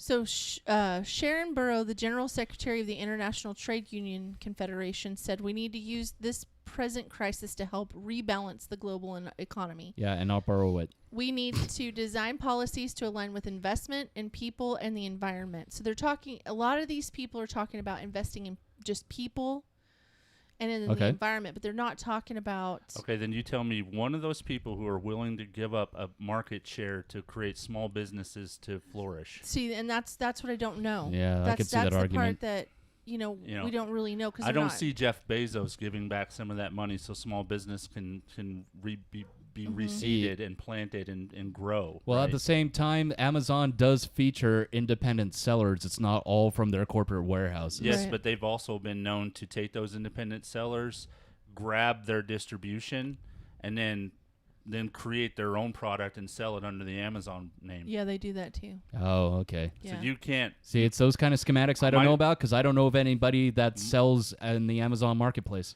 My company was about to do that. We're about to because they'll actually warehouse your product, sell it under Amazon, the website, and they'll ship the product out for you. But what they're doing is they're getting those same products from China, implementing them, and then cutting you out because they're just getting a list of your customers that are purchasing through their stores. Right. So, man, I don't that's trust. sneaky. Yeah, it is sneaky. And before my company decided to go that route, we were stopped by a bunch of financial advisors saying, "No, don't do that because this is what they're doing. they do. This is what they do." Makes me feel guilty because two of my posters up there I actually got from an Amazon seller, the Venture Link and Kung Fu. Well, as long as they're still sellers, I mean, there may not be a huge market, and they may not, but definitely we would be vulnerable to that kind of a. Well, it's basically what it's saying above all is the longer term perspective is about rebalancing the economy. So we've seen China's economy, and it's gone downhill pretty bad, right? Well, that was because of tariffs and. Right. Well, at least from the U.S., we can't speak for other countries. It was because of tariffs. It was because of, us pulling our jobs back from them. Yeah. That's something who did that? Trump. Yeah, well, it happened when something else to think about office, too. Yeah. I don't think your Samsung phone or the tablets that are there would be as expensive. No, they wouldn't be as far along in technology as they were had China not been stealing technology from big companies in the United States. Right. But that's what my point is that I don't think that this is benefiting anyone other than the rich. Well, yeah, that's my point. I don't think that this is going to benefit little people like us. I think it's only going to benefit the rich, and it's just going to. Well, that if you look at your panel and you see a bunch of rich people on there, then you can probably assume that it's not a grab. It's not so much a grab for money; it's a grab for power. Power. Because you can only have so much influence with money, right? Right. And unless you broaden the scope of what you have control over. And my thing is that if a country is failing and they're trying to balance the economy for all of the countries, what does that say? That says to me that one of these countries is failing miserably and has a lot of clout in other countries and a lot of to come up with this whole concept, and a lot of and are able to pull themselves out just by getting a committee together and try to convince us and sheeple to do their bidding. I hate that word. Yeah, well, it's the truth. So I went in this Reddit that I read. I still like that word. There was a couple of things that I took out of here. This is just a theme to an international conference. The Great Reset is thrown around in economic circles as the final stage of a highly indebted world. Ticking now at 250 plus trillion, facing the debt bubble with failed fiat currencies amid anemic global growth. It entails a debt jubilee likely for corporations and governments, with maybe a digital currency backed by tangible assets like gold. But WEF is now conflating the term for their annual meeting with some high names in attendance to talk about everything but really doing nothing. So maybe the Great Reset is nothing at all, and that we're blowing this up. But I find it really hard to believe because there's a lot of influential people speaking about it. If the goal January 2021 is when you said that something may surface from it. What are you saying, Thunder K? I was just going to say that if their goal is to say like reset. They could probably push most policies through if they say like promise to reset things like credit, because there's a million people out there who student debt. Well, student debt, that's something that they're trying to address with in the beginning of next year when Joe Biden takes over. They're going to try to do that with an executive order because he can do up to $50,000 per person. Per person. He could do up to $50,000 in what do you call it? Forgiveness. Forgiveness, right? Forgiving the student debt, especially if it came from a government subsidized loan. I mean, but not that that should be fair to all those people who actually paid for college. Yeah, I've paid a lot for college. Mm-hmm. So, I don't know. I don't know what to think about any of that. Some of it are kind of move on my thoughts on it. I'd like to see people go to college and be able to afford college, but at the same time, I don't want to pay for somebody to go in and go into dance theory. I don't. Yeah.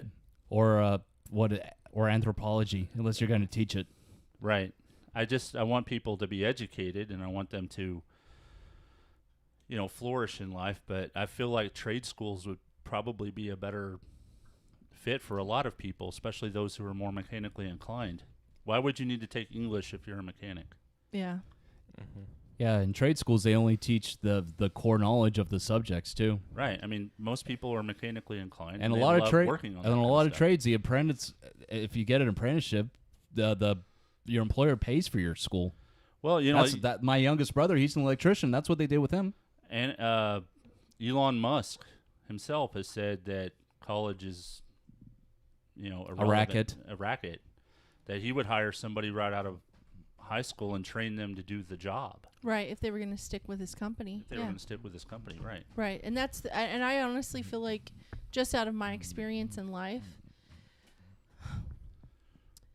I feel like, but here's the biggest issue with what he said. He can hire those people at lower rates because they don't have that college education, right? Mm-hmm. And yeah, eventually they can get up to a certain amount of money, but it doesn't hit that money where you're not living paycheck to paycheck until you have a college education. And I only say this because I worked without a college education in the same industry for the years. longest time, and I made the same. It fluctuated, but I made right around the same amount of money. That's not true all the time. It isn't, but hold on. When I got my college education, my income went up exponentially. And I agree with that, but that doesn't make it right. It doesn't. It doesn't, because you can be smart and know how to do things. Let me tell you something, and I'm probably the perfect example of what I'm talking about.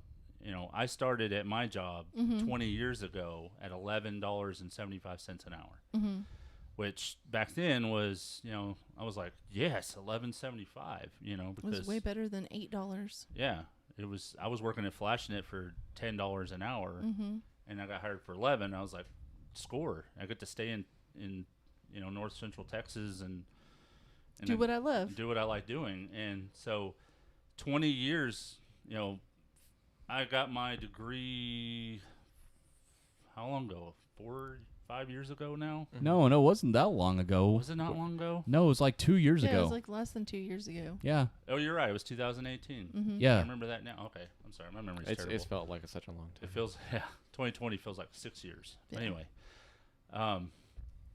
So But you tested out of a lot of your classes. Well, that's my point. Yeah. I learned everything that I needed to know about my job from my job, fixing the problems, jumping over hurdles, dragging the company into the 20th century. Reading the books. And I mean the 20th century, not the 21st century. Not the 21st. I mean the 20th. That's saying something right there.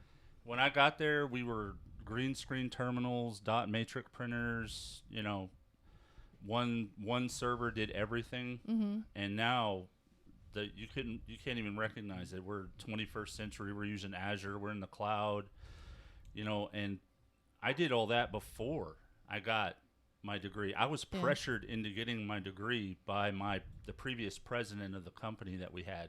Yeah. And so I went and got my bachelor's degree, and I tested out of all the classes. Yeah. Because I had already learned all of the nature of security. You know how I learned how to handle security issues? How? By going through the problems. Oh. The worst possible way, but they didn't have. But hold on, in your defense, they didn't really have a lot of security procedures until recently, that like real programs to follow. Well, no, I wrote all those security protocols. I'm talking about like in fact, in Dexter IT. adopted a lot of mine because I had already gone through them. I mean, yeah. I could tell you, knowing your network because I built it, I knew when something was wrong because I built it. Right. And when something wasn't running, something was running slow or something wasn't running right, I knew there was probably a good chance that was being attacked. You know? I would be alerted by the servers because I wrote most of the scripts to look for stuff when you know, things like ransomware was trying to bleed into the company. Yeah. In early 2000 this year, our parent company, I'm not going to say who it is. You already said it a couple of times. You'll have to cut it out. No, don't worry about cutting it out. All right.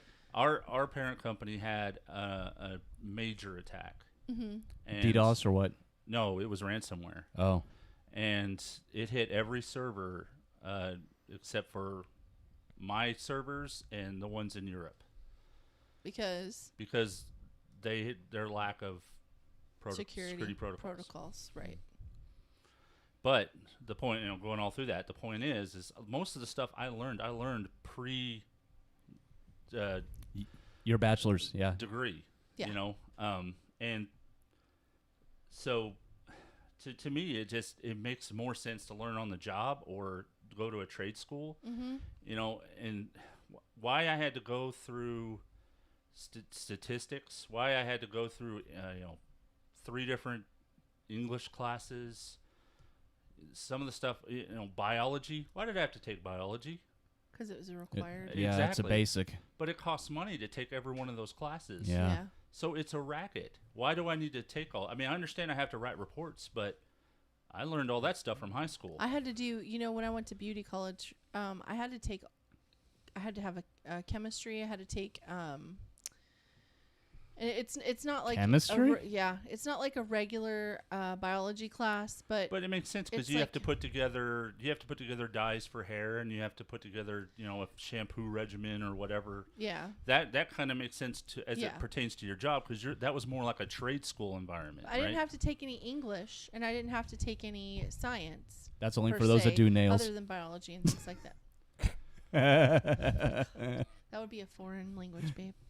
Anyway, if you're learning on the job and you write a report and it's a bad report because of grammar or something, then your boss will come back and go, you need to do better, and then you learn what you did wrong and you fix it. Yeah. You don't need to go to a semester of English or a semester of whatever. I mean, I can understand maybe taking a math course in order to understand. And if you're going to write a program for, you know, accounting, yeah, I can understand going to college for that, or taking a class. I will tell you this, though. When I went to community college and I took all those extra classes like sociology and learned about different cultures. Yeah, you love those courses. Oh, man. It's like it broadened my horizon right there. Like I was stuck in this one little place and I was in this box. And I never saw outside this box until I took that class. And then I took all these other classes. And I feel like my 2 best classes were, 3, was anything related to computers. I did really well in. Anything related to English, I did really, really well in. And anything related to social, society, economics, that kind of stuff, I did really, really well in. So that I was like, maybe I need to be a social worker, you know. I was like, because this really appeals to me, but I didn't do anything else with it. Yeah, I think you're a lot like me, and then we like to have problems put in front of us and then solve them. Mm-hmm. That's where. Or you create your problems just so you can solve them. Oh, he got you there. That was to both of you, not just you. He got both of you there. I don't know if I create. Well, maybe in life I create my own problems, but on a yeah, job. Exactly. That's what I was saying. Okay, so back to the Great Reset.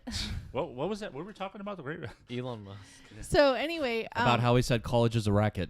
So here's something that came out of this one Reddit line that I was reading that I thought, you know, this is really a darker. This is a darker way to look at the Great Reset. Some said the introduction of the Black Mirror-styled social monitoring was only a temporary, necessary phenomenon. I've never seen that show other than the interactive episode Bandersnatch, which is about the computer game. It said this type and level of surveillance would end as the crisis waned. though, paints a very different picture. What terrifies many is that it isn't just clicks and likes that are analyzed, but also our health, movement, biometric data. That, when combined, can be used and is being used to not just see what you look at, but how you physically respond to this input, as well as, put simply, our very emotions are now capable of being tracked and analyzed. Well, there are health Facebook. apps that are... Apple actually has their own health app, too. Yeah, but all of it connects to Facebook. If you've noticed, when you're in an application, you can sign in with your Facebook. Oh, I know. Facebook sign That's in. been a thing for a long time. Yeah, or Google. And they use that data. Because when you don't look at those terms and agreements, and you say, I accept, you're accepting that they're using your data. You know, it's crazy. Yeah. All the stuff I look at on YouTube, I imagine they are just so confused about me. I'm not on one subject. I'm on 50 different subjects at any given time. Yeah. And then, of course, during the COVID-19 crisis, surveillance sounded sensible, but the road to hell is paved with good intentions. In a post-virus age, are we finally seeing the true death of privacy? Are we finally answering the question many people have posed over the years? How did 1984 happen? I don't know what happened in 1984. No. That's a book. It's a book by 1984 by George Orwell. Oh, that one. Okay. I was like, what happened in 1984? Yeah, you need to read that book or watch the movie. Van Halen released their final album with David Lee Roth. Okay. Sick. Breaking news. Can I finish this one little thing? You guys keep interrupting me. Yeah, jump to it. Finish it. Chop. You might as well. Okay. New World Order Socioeconomic System will be proposed January 2021 at the World Economic Forum Summit. I'm going to keep on talking about this. This is going to be my main focal point for a little bit, only because it's so deep and there's so many different arms that come from this, the Great Reset. Like Cthulhu? Yeah, that you have to travel down these roads and pull information out of different areas. There's an interview with George Soros on YouTube. I haven't had a chance to watch it fully, but I'm thinking to myself, he's involved. And if he's involved, who else is involved? So I want to find out who all the members are. That guy's a freaking fossil. It makes me wonder how much more coherent he is than Joe Biden. I also, here's another thing I want to point out. I was looking at one of my friends' Facebook, and on her Facebook, she was listing off all of the connections that Obama, George Soros, Clinton, all of these people have with each other. And I'm going to make sure that I verify that all of it's true before I start listing that off. Going down the road of Alex Jones. Lizards. Be very careful. Yeah. God, Alex Jones. Is he dead? No. Okay, I'm just making sure. Well, he's banned from just about every social media platform. Well, InfoWars is still a thing. He got banned for a little while, but it's back again. He's not on YouTube. He's not on YouTube? Mm-mm. Well, I'm In not fact, gonna... he was on a show with Tim Pool the other day, and they banned his feed. Oh, wow, really? Yeah.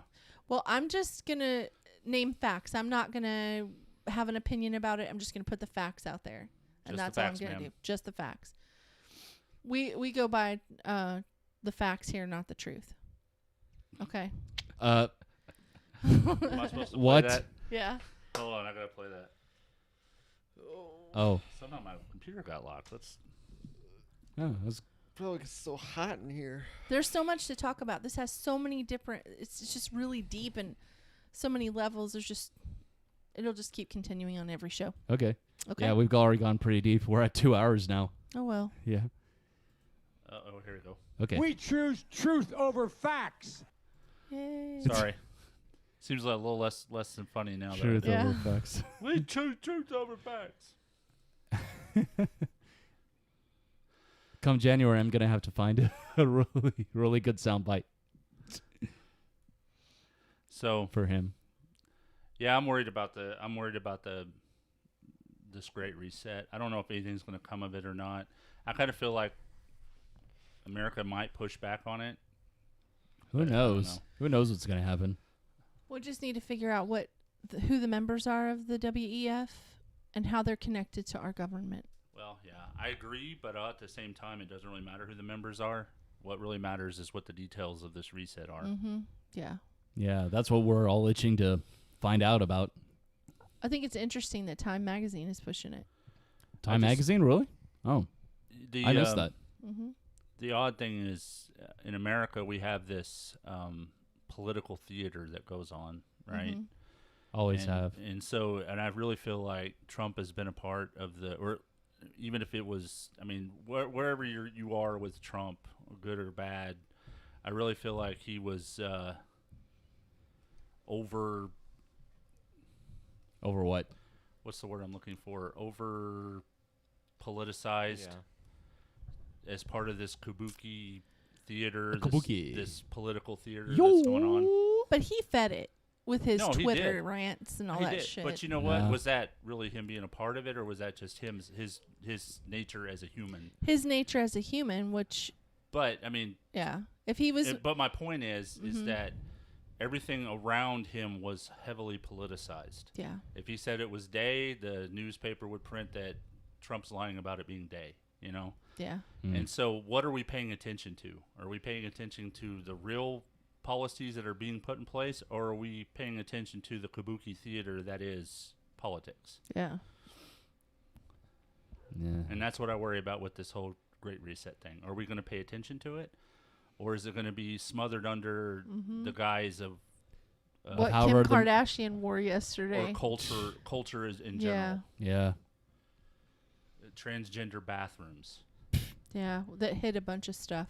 Mm-hmm. Shouldn't even have been an issue. If we needed transgender bathrooms, they should have just done it. They should have done it. Yeah, there are already unisex bathrooms. How's it any different? Because that's the point. That's what we're saying. Like, just do it. Like, if we're wanting to make our societies connect, we're wanting everyone to be comfortable with each other, to love each other, no matter where we come from, no matter what our sexuality is, no matter who we are as people, then just fucking do it. We don't have to make it a political thing. Yes. Just pay attention to what's important. That's my point. Yeah. Pay attention to the policies that are going into place. Yeah. That's what I do. I love everybody. I don't care what walk of life you have. She'll make you a wreath.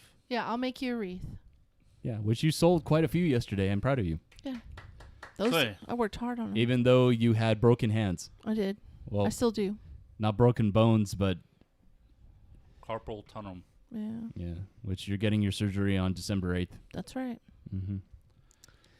Oh, man. So do we even want to do trivia, guys? We're gone kind of long here. I've got it pulled up. We can do 10. Okay, let's do 10. Yeah, let's do a short one. Okay. Stump the Robotuna. Here we go, motherfuckers. In Florida, only on Sundays, it is illegal for a single woman to do what? Robotuner? Mm-hmm. Publicly masturbate? No. I mean... Thunder K, wash her muff? No. Alex the intern, go to a bar? No. It's skydive. What? Yeah. It's illegal for a single woman to skydive on a Sunday. So that's why Herman Cain said, let's go parachuting on Tuesday. Because everybody needs toucan I am stubs. flabbergasted by that remark. Yeah. I mean, okay, well, it's Florida, so... Yeah. Johnny Depp is famously afraid of what? Oh, Thunder K, Amber Heard. No. I knew you were gonna say that because we were just talking about them before we recorded. No, not Amber Heard. Robotuner. Mm-hmm. The IRS. No. Is there? No, that's multiple Wesley choice? Snipes. Sorry. No. What was your answer? Alex the intern. Butterflies. No. Oh. What is it? A lot of people are afraid of this. We actually have a room in my mom's house that has this in it. Clowns. Yes. Yes. Does she still have the clown room? Yeah. Oh. She just doesn't have that clown in the corner because big one? she put a Christmas tree there instead. That big clown. It would watch you when you slept. Yeah. They popped the head off of it because they couldn't handle it. Mom got upset, but I think Justin like, did. why would you put a life-size version of a clown in a room where people sleep? You remember that? She did it to fuck with us. I know she had to. Well, she had to do that to fuck with us. You remember that old Simpsons episode from this first or second season? Bart's huddled up in a corner saying, "Can't sleep, clown will eat me. Can't sleep, clown will eat me." Yeah. I don't know. That was the clown. So now she's got a life-size Santa Claus in the den. How's that any better? It isn't, because one day I went up to the kitchen to get a drink and I came down and I was like, these fuckers are staring at me. I know, I saw them watch me walk. Well, she also has a life-size Nutcracker too. Yeah, she does. That's a little less scary, realistic. but when you're going and when it's dark out and you come out of the bathroom and there's a big ass nutcracker there. Yeah. You're just kind of covering yourself and walking to the bed. Yeah. Well, she moved it. It's in the hallway now. It's not by the bathroom. Oh, that's even worse. Well, If she moves it without telling you. Yeah. So are you afraid the nutcracker's going to go after your nuts? Oh, god dang. It might. Yeah. All right. In California, you can't legally buy a mousetrap without having a what? Thunder K, a piece of cheese? No. Robotuner? Mm-hmm. An exterminator's permit? No. But you're close. Alex the intern. A mask? No. A hunting license. What? Where? California. Okay. Woo! I want to hunt me some mouse. Okay. Oh my god. It is illegal to do what in the French vineyards? Okay, I'm gonna give you a multiple choice. Well, on so far this. none of us has gotten I any know. points, so we need So a little hold help. on. Yeah. Hold on. Jeez. I'm gonna give you a multiple choice because this is All right. ridiculous. Okay. All right, read it. A. Drink wine. B. Drive a car. C. Land a flying saucer. Or D. Eat chocolate. Alex the intern. Land a flying saucer. That is correct. That is the stupidest thing I've ever heard. If you didn't give us the answers to that, how the fuck would we have ever You gotten that wouldn't question? have. That's why I had to give you. That was the most. What are these questions? That was the most ridiculous thing I thought of, and I was like, it has to be it. Okay. Oh God. Hold on. What? Coprastastophobia. Coprastastophobia. Coprastastophobia Okay, I is think I know the what this fear is. of what? Robotuner? Mm-hmm. Snakes? No. I'm going to give you multiple choice. Cobra. Okay, well, give them multiple Copra. choice. Copra. Oh, not cobra. Coprastastophobia. Okay. A. Chocolate. B. Pasta. C. Sorry, I'm trying to get my letters. Constipation. Or D. Corn. Thunder K, constipation. Correct. It's the only one you didn't go. I just C. Sorry. Were you just making those up? Yeah, there's no multiple choice. I had to do it. Okay, well, we don't know. That's why I asked. That's why you got to write them down first. Well, guys. All right, to get the answer, just look at her No, eyes. don't look at my face. Look at her eyes because she goes stares off into space. Okay, when then she- I won't give you multiple choice anymore. Well, then In Texas, it is illegal to swear in front of what? A. The state capitol. B. Thunder K, the state capital. No, your mom. C. A corpse. Or D. The lake. Alex the intern. A corpse. Correct. That's weird. That is weird. Did you know it's illegal in Texas? I think it's Texas as well to shoot a buffalo from the third story of a hotel. Yes, I do because that was one of our most famous Stump the Robotuner ads. I mean, rounds. I mean. In Georgia, God, it's I'm so fucking illegal to tired. eat what with a fork? A. Fried chicken. B.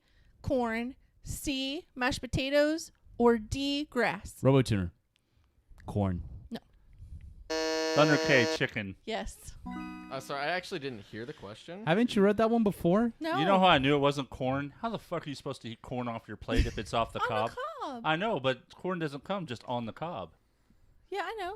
But you could just eat it with your mouth. I thought you were What gonna if it's say on your grass. plate off the cob? Well, maybe Georgia doesn't allow that. You just slurp it off your plate? No, maybe they just only allow corn on a cob. They don't allow. I'm just kernels of saying corn. maybe. I'm just saying maybe. Okay, Just next. throwing it out there. All right. The first hockey pucks used in early outdoor hockey games were made of what? Thunder K, bone. Okay, hold on. Let me give you multiple choice. Okay. A. That's why I hadn't answered Frozen yet. horse poop. B. Frozen pig poop. C. Frozen cow poop. Or D. Frozen buffalo poop. Thunder K, frozen horse poop. No. You already answered. Well, she stopped me and didn't Yeah. ask me if I was right or not. Yeah. Okay. And I just narrowed it down for you, so said, thank you, sir. Follow the rules. Robotuner? Uh-huh. B, frozen pig poop? Nope. Nope. Alex the intern. B. Not B. God damn. Alex the intern. Go for cow poop. Frozen buffalo poop. No, it was frozen God cow dang it. poop. How did we get every other all the wrong answers on that one? And this isn't even the genius version either. Genius edition. This is the board dummies. This is the fucked up question version. It is. It's weird questions. Yeah, it is. It's weird trivia questions. Okay. In Minnesota, it is illegal to tease what type of animal? A, cats. B, mice. C, skunks. Or D, Tasmanian devils. RoboTuner? Mm-hmm. C, skunks? Yes. On the board, my finally. God. You should have said moose. That would have thrown everybody off. Moose. I knew it wasn't Tasmanian devil. They're not even native to Yeah, our country. it's like, that's a throwaway one. Okay. Aren't they extinct?